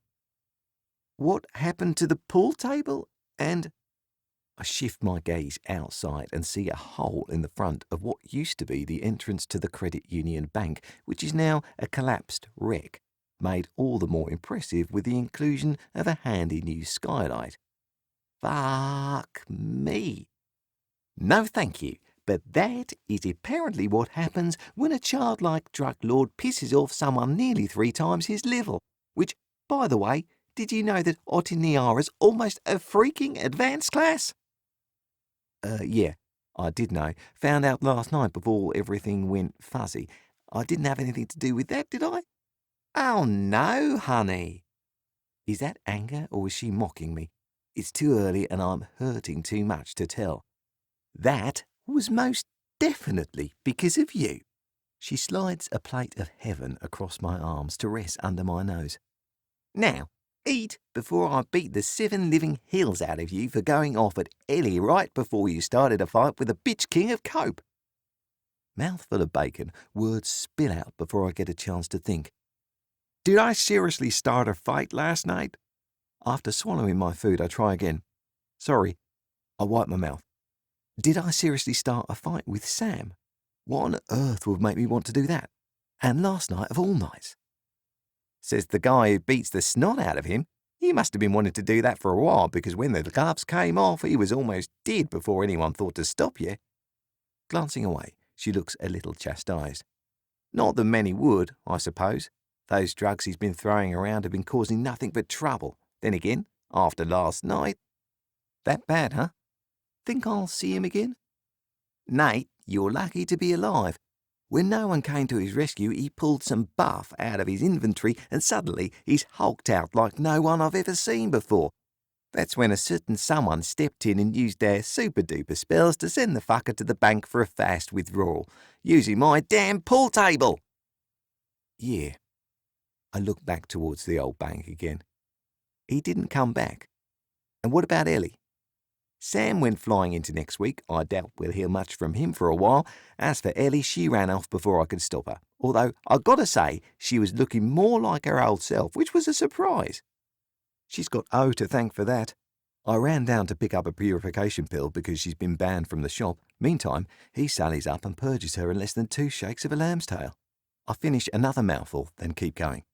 Must be nice to have power like that. Speaking of which, you sure you haven't seen him this morning? Also, where is everyone? Today's a work day, isn't it? It is, and Jace didn't show up last night either. I was thinking about going by his place later today to see if something's the matter, but my other girls haven't shown up. I've been expecting the morning rush of dock workers for the last half an hour, but all I got was you. You think something's up? Want me to check things out? I say, a touch of clarity finally breaking through the fog of the morning after. Might be an idea. Maybe see if you can find Otiniara and whoever he shacked up with last night. Felt the negative feelings that time. Sure thing, Nari, and, sorry, I say quickly as I stick the last piece of bacon in my mouth and rush out the door. Chapter 9. Making my way toward the War Memorial Hall, it's obvious how quiet the town is. I mean, it's usually a lot quieter these days, but this atmosphere has an extra layer to it. There's literally no one else on the street, and I'll usually pass at least one other person. Arriving at the hall, I see the hunter's market is completely barren, nothing but empty beds and a few half-eaten meals. What the hell's going on? Putting a bit more of an effort into my run, I sprint to the shop. Once again, I'm struck by the lack of people. Down here, however, at least a dozen or so 𝗲 are huddled about, talking with exaggerated movements. As I walk up to them, the closest spins towards me. You, human, where are our workers? They are late and some of our vessels are missing. Shit. Hold up, man. I don't really know how to properly address a 𝗲, as I've only dealt with them on a few trading occasions. Listen, that's why I'm down here too. I can't find anyone. They look at me as though I'm about to become their lunch. Hey, so you said your boats are gone? How many? Do you have any way to track them? Or have you seen anything else that you thought was strange? Scowling at me, or at least what looks like a scowl, the closest one says, Do you think we are stupid human monkey children? We have scanned and know the vessels are heading toward the landmass designated as 𝗏𝗏. Whale Island. That's where O was going, but he wouldn't. I also saw a large swarm of creatures in the ocean this morning while I stood on my balcony, another one says, this voice sounding less hostile. Where? Would you be able to show me? I ask. Show you, a human? We do not allow non-registered humans into our buildings, the first one says. Come now, 𝗏𝗏, this one is trying to assist us in finding our lost property and stolen vessels, a third one says. I do a subtle double take as they say property and vessels as though they are separate things. Oh, yeah, slaves. Fine, but he must be leashed. I'm not being leashed, but if you let me go up there and check what I think is happening, then maybe we can work something out. The first one, whose name I now know is 𝗏𝗏, glares at me, but he is cut off before he can speak. The second one says, Thank you, human. I am 𝗏𝗀𝗀𝗁. Please follow me. Then it runs into the nearby apartments. I follow it as it sprints up the stairs. Did they never think to get elevators working? Upon reaching the top, I pull out my binoculars and look at the water between the 𝗕𝗂𝒐𝒐𝗏 and Whale Island. At first, I can only see what looks like crashing waves. Then I realise that in the middle of the ocean, I see what looks more like a gathering of fish jumping in and out of the water, or a large group of creatures swimming. Zooming in a little closer, I see several boats full of people and monsters. Swimming alongside the boats are hundreds, maybe thousands of people and creatures, and none of them doing a thing to stop the sea creatures from biting, chomping, and in general dragging them under the waves. In the centre of all this is a single unharassed boat, carrying the thing I was fearing most, a lizard, the size of a horse, with massive fluorescent blue spines running down its back, and beside it is my friend O. Chapter 10. Welcome back, good sir. Welcome, welcome. The 𝗔𝗿𝗄𝗏 greets me. This time, I take a moment and scan its basic stats. Name, 𝗏𝗏 𝗣𝗏. Race, 𝗓𝗏. Class, Spirit. HP, non-applicable. Mana, non-applicable. Titles, none. Conditions, slave. Well, I can honestly say I'd never have guessed any of that. 𝗏𝗏, my man, good to see you. Let's get to spending, shall we? Having worked out where the vessels and their workers are, I made a deal with the 𝗓𝗏 that I'd be rewarded 10,000 credits for each vessel I bring back and 2,000 for each slave. They've also set me up with a 50,000 credit investment so I could gear up. I feel a little mercenary about bringing back slaves, but if playing a knockoff Boba Fett gets me what I want, then I suppose it's something of a win-win. Maybe I can look into ending slavery when I have a few more levels under my belt. Maybe a few more than a few more levels. Then again, what is it exactly I'm after here? Am I trying to save people? My friend? Kill the mutated 𝗕𝗏𝗏𝗏? I thought I just wanted to listen to some music, which, by the way, I have to skip again. Whatever. Right now, I have a mission to travel across the ridiculously dangerous 12 kilometres of open water to save a few vessels and several groups of indentured humans, all while dodging sea monsters and any other creatures the 𝗏𝗏𝗏𝗏 has dragged along on its journey. Fuck it. Let's get to spending. 82 minutes and slightly more than 90,000 credits later, I emerge from the shop not only feeling better, but looking it too. Since this was one of the first times I've used the shop for more than restocking the absolute essentials, I finally picked up something I've seen and heard others rave about: the human genome treatment. It's an individually tailored treatment to fix and optimize a user's genetic code, repairing any damage and errors due to aging or radiation while optimizing a few other things I don't care to read about. As for gear, I grabbed some kind of a fancy space-age one-piece suit of skin-tight armour that lets me move freely, all while hugging a touch too well, especially now that I've taken the genome treatment. I pay a little extra for the add-on that allows me to manipulate the colours and mess around with the digital patterns and designs at will. Now I can cosplay Iron Man one day and Nightwing the next. Yay! For weapons, my class works great with fighting staffs, bladed fighting staffs, pole axes, short spears, long spears and clubs, so I picked one of each. Just in case I feel the need to switch mid-battle. I also chose a nice selection of grenades. Variety is the spice of life.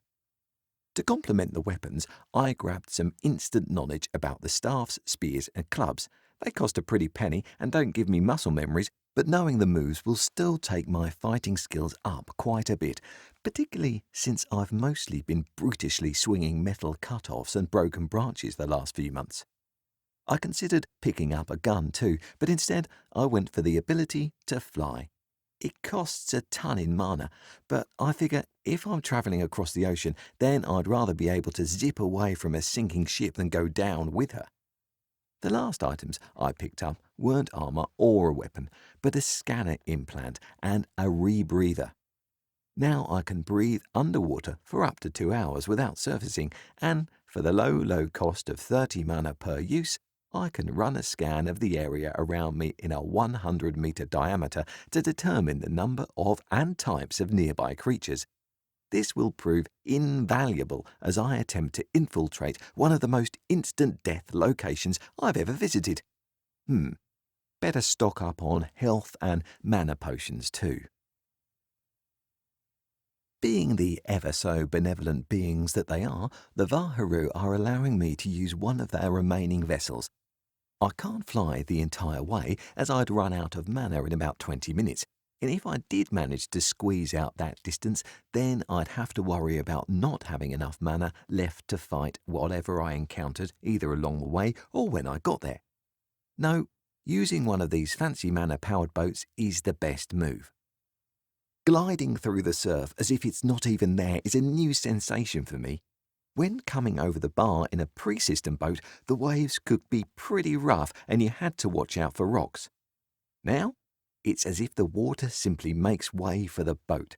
As for the little islands of rocks, the water is so clear that manoeuvring around them is child's play. As I make it past the bar and into open waters, the clarity remains the same, but the depth becomes an issue. Light only passes through water so well, and while it is still crystal clear, due to the ever-increasing vertical slope, soon I can barely see the ocean floor. Then, just like that, I can't. Truth be told, being able to see so deep into the water is not doing anything good for my nerves. Below me are swarms of fish that look tiny, but obviously aren't, as I can quite plainly see that they are several dozen metres below the surface. Please don't notice me. Please don't notice me. Please. They notice me. Come on, you space-age hunk of junk. Can't you move any faster? I plead, searching for any kind of imaginary button that says boost. Looking over the edge, I can see that the fish are hurtling straight for me, so I cast Warrior's Rage and Heart of the Warrior. Then I get ready to cast War Thunder the moment the creatures come within range. Now! As I activate the skill, a ghostly group of Maori warriors fade into existence. They float around and alongside the boat as it speeds along. Once they've all appeared, they line up, stamping their feet and smacking their arms and thighs. Each thwack sends a booming echo across the ocean as they chant a threatening, mana-enhanced haka. Kamate, kamate! I add my own moves and voice to the thunderous chorus while keeping an eye out for any changes in my enemy's direction. Kaura, kaura! I quickly see the oversized fish scatter. However, in the distance, a fin the size of a building slowly makes its way out of the water, heading toward me. Screw this!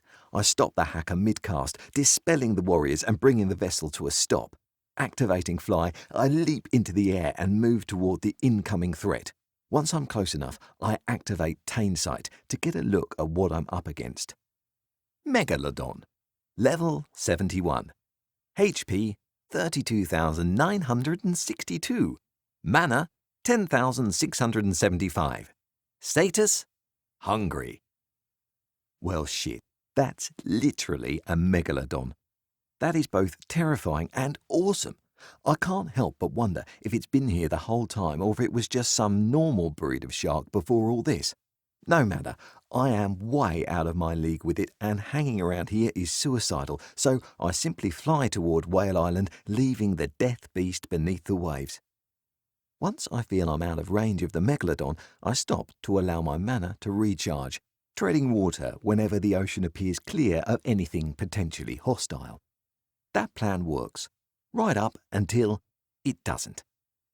With less than 100 meters to go before I reach land in an area of water I was sure looked safe to recharge in, I find myself struggling to free my arms from the tentacles that seem to appear out of nowhere. No, fuck me, no!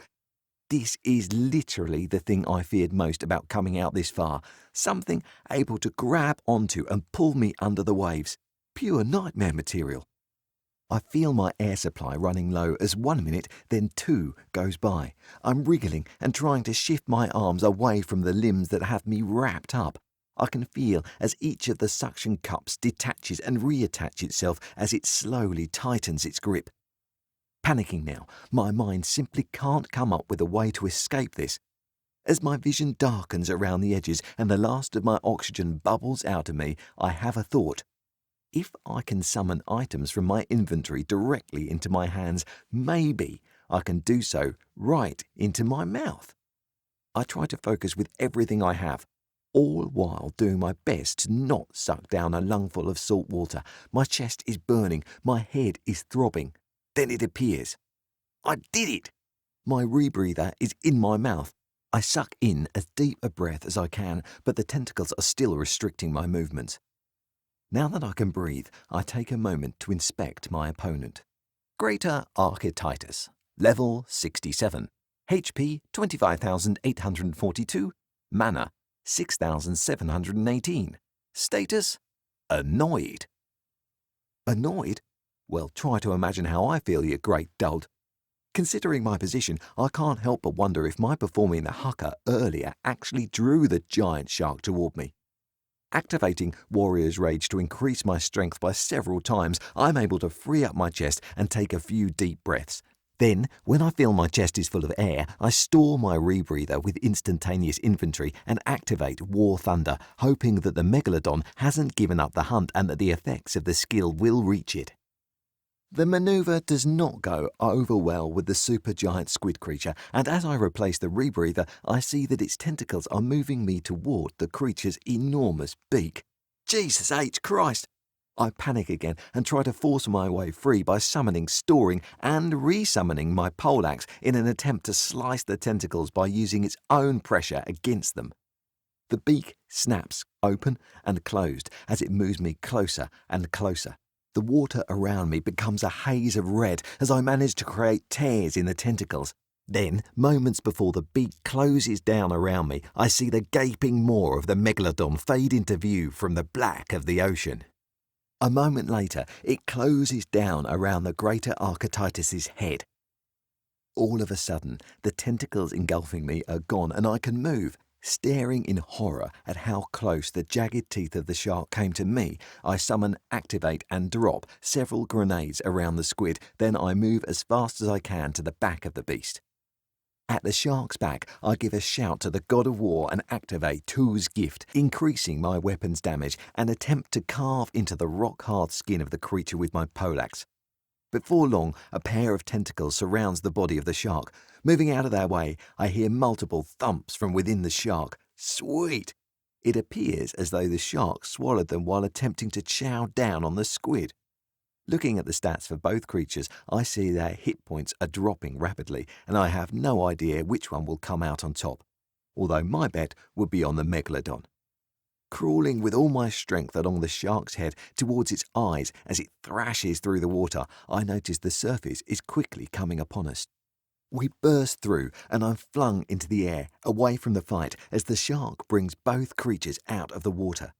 Activating Fly, I stay near the colossal foes as I consume a mana regeneration potion, then activate Meteoric Strike. Modes of red light surround me and cast massive circles upon the ocean and monsters fighting below the waves. Then a ginormous ball of flaming rock followed by 6 slightly smaller balls of flaming debris appears from a cloud of purple and black void and hurtles toward the space I've targeted. The attack smashes into the ocean and chunks of meat, rock and bloody water are thrown into the air. Neither of them are dead yet, but that attack brought them both to below 2,000 hit points. I deactivate Fly and swan dive back into the fray. It takes another few minutes of avoiding shredded tentacles and flapping fins, but together the squid and I deal enough damage to kill the megalodon. However, my fight isn't over just yet. With less than 500 hit points remaining on the greater Archetytus, it now tries to run away. I cast War Thunder again, stopping it in its tracks and giving me enough time to renew both Warrior's Rage and 𝗕𝘁𝗄𝐻 Gift. Then I deal a final blow to the creature's face, cleaving what's left of its head in two and bringing this battle to an end. Items received: 1. Megalodon Corpse. 12. Megalodon Teeth. 1 Megalodon Fin. 1 Greater Archetytus Corpse. 1 Greater Archetytus Beak. 2 Greater Archetytus Tentacles. 52,621 credits. Congratulations! Level up by 3. You are now level 40. Fuck yes! Level 40! Holy shit, this fight with a 𝗦𝘆𝘀𝗍𝗶𝘁 might not be so oh my god, I'm so gonna die anymore. Side thought, where the hell did the credits come from? Is that from the people and sentience these two have eaten? Wow, that's messed up. Also, gotta say, I'm a little gutted that I didn't get a title for soloing 2 really powerful enemies, but I guess that's not that an uncommon thing in this new world, which is also pretty messed up. Plus side though, the beak and teeth should make for decent trophies once I get them all tidied up. I can't believe I forgot to equip my 𝗕𝘂𝗍𝒂𝒂𝒊𝒂𝒄 claws again. Allocating my skills and stat points, I take a look at my updated character sheet. Status screen. Name: Nathaniel Atkinson. Class: Vengeful Warrior. Race: Human. Level: 40. Titles: Eater of War Parties, Pyro-Rational. Health: 500. Stamina: 500. Mana: 320. Mana regeneration: 84 a minute. Conditions: none. Attributes: Strength 92, Agility 54, Constitution 50, Perception 54, Intelligence 32, Willpower 89, Charisma 23, Luck 23. Class skills: War Thunder, Level 1. 𝗷𝗿𝗄𝗃 Trap, Level 1. 𝗕𝘁𝗁𝗃 Gift, Level 2. Warrior's Rage, Level 5. 𝗕𝘁𝗁𝗃 Sight, Level 1. Trophy Hunter, Level 1. Heart of the Warrior, Level 1. 𝗬𝗁𝗄𝗆's Light, Level 1. Meteoric Strike, Level 1. Warrior's Resolve, Level 1. Shroud of the Fallen, Level 1. Additional skills and spells. Instantaneous Inventory, maxed. Flight, Level 1. So I now have Warrior's Resolve, which gives me a tidy boost to my perception, luck, and most importantly for this upcoming fight, willpower. The mana cost hurts, but thankfully I'm currently flushed with mana potions.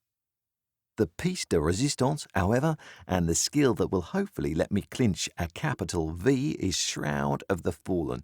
This covers me in a shield that is the strength equivalent to the health of all those I'm seeking vengeance for. It'll cost me almost all my mana, and I'm going to get pretty close to earning that splitting headache that is mana withdrawal, but if I can pull this off, maybe I can go without hearing Gorillaz, Cora, or Matchbox 20 again. Alright, enough of that. Let's get this little adventure over and done with. Chapter 11. Scanning the ocean between the island and the coast multiple times, I can't see any sign of predatory life, so I assume the fight between the 2 higher-level creatures and the scent of their blood must have been enough of an indicator that there's trouble around and everything has scattered. That suits me just fine. Not expecting to run into any more trouble on the open water, I fly back to my borrowed vessel and get heading toward Whale Island again. While I travel, I tidy myself up and have a bite to eat. As I'm about to reach the island, I slow the vessel down so I can see if anything's waiting for me. Using my binoculars, I see a group of about a dozen humans and several creatures guarding against eventualities like me. Opting to not engage the innocents, I push down my anger and take the boat closer to the cliffs. There's no shoreline, but I simply fly over. After I land and make my way across the island, I activate the scanner and see groups of people and monsters all over the island. But eventually, I see the blue glow of my target in a rocky area inland from Sulphur Bay. Coming down quietly from above them, I land in a tree and notice that in the group surrounding the 𝗏𝗏𝗃 is not only 𝗏𝗏𝗃, but also Jace, Sam, Ellie, and 3 of the Coastlands Quartet. Behind the mutated beast is a pile of human and creature bodies. None of them are moving, so I can only assume these are people and monsters that have either been killed to use as food, or they're the ones who didn't make it all the way and were added to the pile after having washed up on the island's shores. Anger, along with a hint of humiliation and betrayal, strikes me. How long has this creature been subduing people around here? Was it only after O turned up? And more importantly, how am I going to deal with this? Scanning the area again, I look for the highest level human I can find, and eventually I find her guarding Boulder Bay Beach. Mrs. Terrell, the 4th of the Coastlands Quartet, is just the person I need to help save everyone. I make my way over to the area behind where she's stationed and hide in another tree. Calling on the god of uncultivated food, I cast Hormia's trap on the ground out of sight of the others in her group and just within the bushes below me. Now that I've completed what little prep work I can do, I throw stones at her until she comes over to investigate. Sometimes the simplest things work like a charm. The second she searches the bushes, the trap snatches her and I make my move. Slipping to the ground, I close my hand over her mouth while dropping in the purification pill I'd purchased for Ellie. Then, tilting her head back, I force it down her throat until her eyes go wide with what I assume is shock, revulsion and fear. In short order, she stops struggling. Using Tani's sight, I can see that the question mark conditions are no longer affecting her. Slowly letting her go while helping her out of the trap, I cast Rayhua's light. "Mr. Atkinson," she says, brushing herself clean and casting her own healing spell. "Thank you for your help, but what are you doing here? You are in a lot of danger, there's—" Before she can say any more, I interrupt. "Yep, know all about the mind-controlling lizard. It has my friends, not to mention a few thousand people and miscellaneous monsters under its spell." I wait a moment to be sure she heard me before continuing. "What I need from you is a distraction. Other than me and 𝗏𝗏𝗃, you're by far the highest level human on the island, but based on the fact that I just released you from the mind-controlling spell, I'm guessing you don't have much of a resistance to mental attacks." I wait for her to nod to indicate that she's following along. "Well, I do, and I think we can save most of the people here if we work smart," I say. "By now, the 𝗏𝗏𝗃 will know you've gone rogue, but if we're lucky, it doesn't know how or why. You need to knock out as many people as you can and get them on the boats while killing as many of the creatures as possible. Meanwhile, I'll try to get past its guards and take out the beast itself." Her eyes go wide with the task I'm setting her, but she nods in acceptance. Huh, weird, telling my old PE teacher what to do. But again, that's our new world. Hope I pass this test. Chapter 12. Sneaking back toward the lair of the mystical Tuatara, I see that a number of its guards have left to deal with the distraction. However, 𝗏𝗏𝗃, Ellie and Sam are still there. I can't see Jace or the other girls from the Coastlands team, and I can only hope they haven't been killed and aren't able to take down Mrs. T. Before launching my plan, I look at the stats of the 𝗏𝗏𝗃 so I know how much damage I have to do. 𝗏𝗏𝗃, level 88, HP 42,581, mana 259,122 of 617,286. Conditions, none. On the one hand, I'm scared shitless. This thing is so much higher in level than me, and it has guards who, by the way, I don't want to harm and don't want harming me. On the other hand, 40,000 or so hit points is totally within my ability to accomplish, especially with my newly allocated and acquired skills. I might just be able to pull this off. Deciding that the element of surprise is my best bet, I load up all my body and weapon buffs, then drink a mana potion and attack. First, I cast Meteoric Strike. Before the flaming chunks of rock materialise above us, I'm already drinking another mana potion and focusing on all the people the monster has killed. My rage and determination hit an all-time high, and I cast Shroud of the Fallen as I leap through toward the beast. The glow of the shield encompasses me as I land a critical blow with my poleaxe atop the 𝗦𝘁𝗍𝗂𝗏's head. Then the rain of molten fire crashes down upon us. For a solid minute, all around me is chaos, flames, and earth being blasted apart. I keep my attack going against my target as I deal hundreds and occasionally thousands of damage per swing. Shortly after the final blast of the comets fade away, O, Ellie, and Sam are aware enough to know what's going on, and by then I have the 𝗦𝘁𝗍𝗂𝗏's health below 20,000. Ellie screams with rage and fires arrows at me. Sam downs one of his elixirs and bulks out to be what looks like 5 times his original size. His clothes are ripped apart and he smashes the ground to create boulders to hurl my way. Out of the corner of my eye, I see Ottoniara casting buffs on his party before beginning a chant that generates a crazy-looking ball of black light surrounded by yellow pulses of power. Shroud of the Fallen shield status. HP 42,354 out of 76,503. You know, I did try to get you on my side, O says between verses. Meanwhile, Ellie, with her bow, and Sam with his boulders rain down long-range attacks as I hack away at the 𝗦𝘁𝗍𝗂𝗏. Its writhing body twists and thrashes in pain beneath me. Just a little longer, shield, please. Hold out a little longer. Shroud of the Fallen shield status. HP 37,726 out of 76,503. Mid-attack, I reply to O. That's swipe, not hack. You thunk. Talking slice! The creature's hit points are dropping, but so is my shield. Along the ridge, I notice more people coming to join the attack. I can only pray that Mrs. T and the people she was taking to the boats are still alive. Shroud of the Fallen shield status. HP 28,321 out of 76,503. I just want to go home! Ellie and Sam scream in unison, moments before Sam launches himself at me and drops ground-shattering punches against my shield. Each strike results in visible shockwaves that shake nearby rocks and flora. Once again, in perfect, gut-wrenching, horrific harmony, they yell, "Leave me alone!" Thud, thrum, and die! Shroud of the Fallen shield status, HP 16,947 out of 76,503. Swiping at Sam with my poleaxe, I yell, "Get off me, you plodding oaf! Can't you see you're about to get killed by O's attack?" Ellie's arrows strike my shield, some bouncing away harmlessly, but Sam is also getting in the way of them, resulting in several protruding from his back and slowing him down a touch. I said, fuck off! With all my strength I can gather, I strike Sam as hard as I can, slicing off an arm and removing a chunk of his left leg as I send him flying into the group of people who had just joined the fray. Shroud of the Fallen shield status.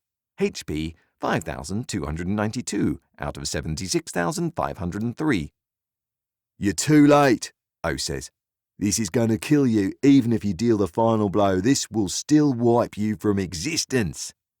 Then he launches his roaring balls of electrified darkness at me. I yell, "Go to hell, you mind-fucking piece of—" The 𝗦𝘁𝗍𝗂𝗏 screams in agony, its health almost completely gone. Just as I'm about to see it hit zero, O's attack strikes us both.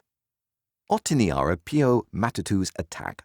Overture to Obliteration deals 5,785 points of damage.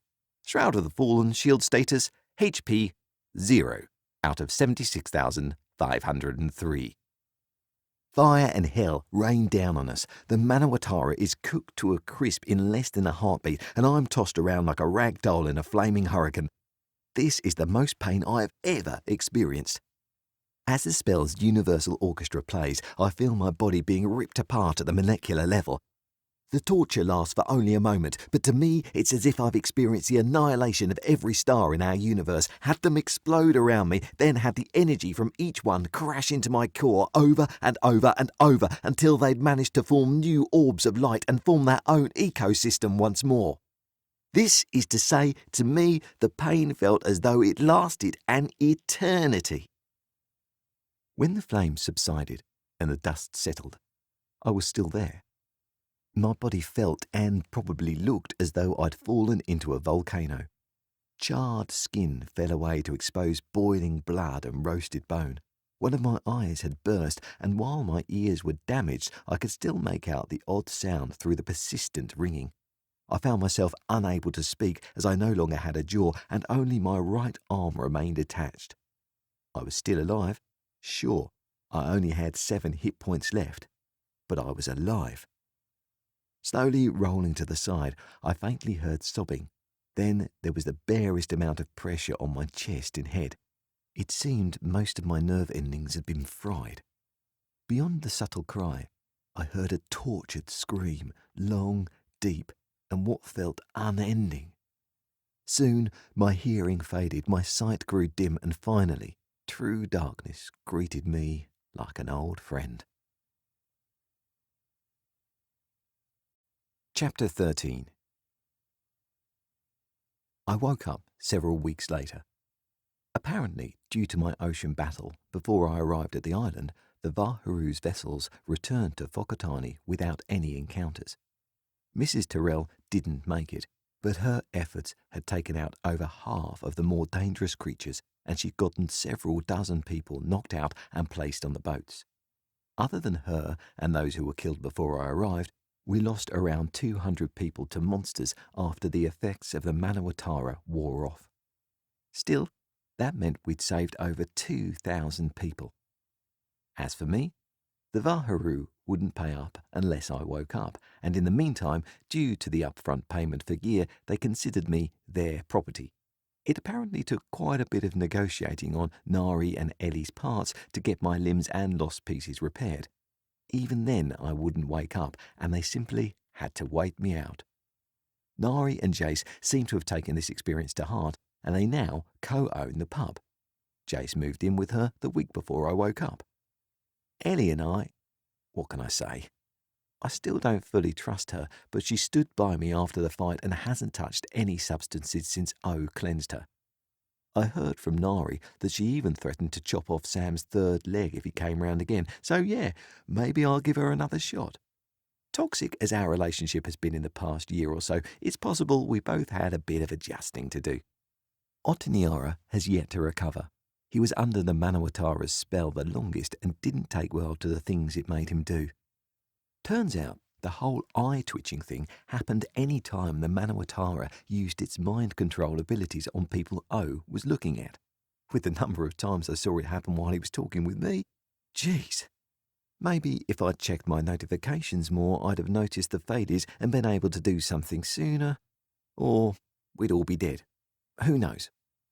Thinking about the psychological ramifications of all that, plus the fact that when I was finally able to check his stats with Tani's site, it said he had the title 𝗏𝗏𝗏𝗏𝗏 𝗏𝗏𝗏𝗏𝗏𝗏, or Slayer of Men. Well, I kind of expect him to be out of the game for a while and haven't been pushing him to come out hunting with us. Hopefully, all he needs is a little time. I own a new place now, with multiple rooms, power, hot water, decent walls, and security. Everything I could need. Except one thing. Music. That brings me to today.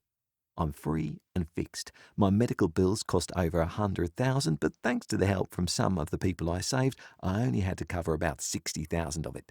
That means that after the medical fees, buying the house for me and O, and maybe eventually Ellie, on top of repairing and restocking my weapons and armour, plus the payout from the 𝗏𝗏𝗏𝗏 bounty quest and the massive loot drop from the giant shark and squid fight, not to mention the loot from the 𝗏𝗏𝗏𝗏𝗏 and its monster friends, I should be able to buy my implant and audio module after I take down one more 𝗬𝗍𝗍𝗍𝗍. "Nate, hurry up!" Ellie calls from farther up the track. "Let's get this done." "Don't rush him. If you do, we might be out here all day," Jace screams back in a rush. Slowing down a bit, I look at my little party and think back on the last few months. I think about where we were and what we've done to survive. I realise now that I don't want to die. I met with the dark and came back from it, and I don't feel like going back anytime soon. Today will be my first real day of existence in the system. We have everything we need right here. good friends, good hunting zones, and we're slowly getting the power we need to bring back our world. Right here, right now. The land of long white cloud is ours, and no monsters, aliens, or messed up magic game system will take it from us again. And I mean, come on, it's not like things could get any worse, right? Ah, fuck it all. I'm alive.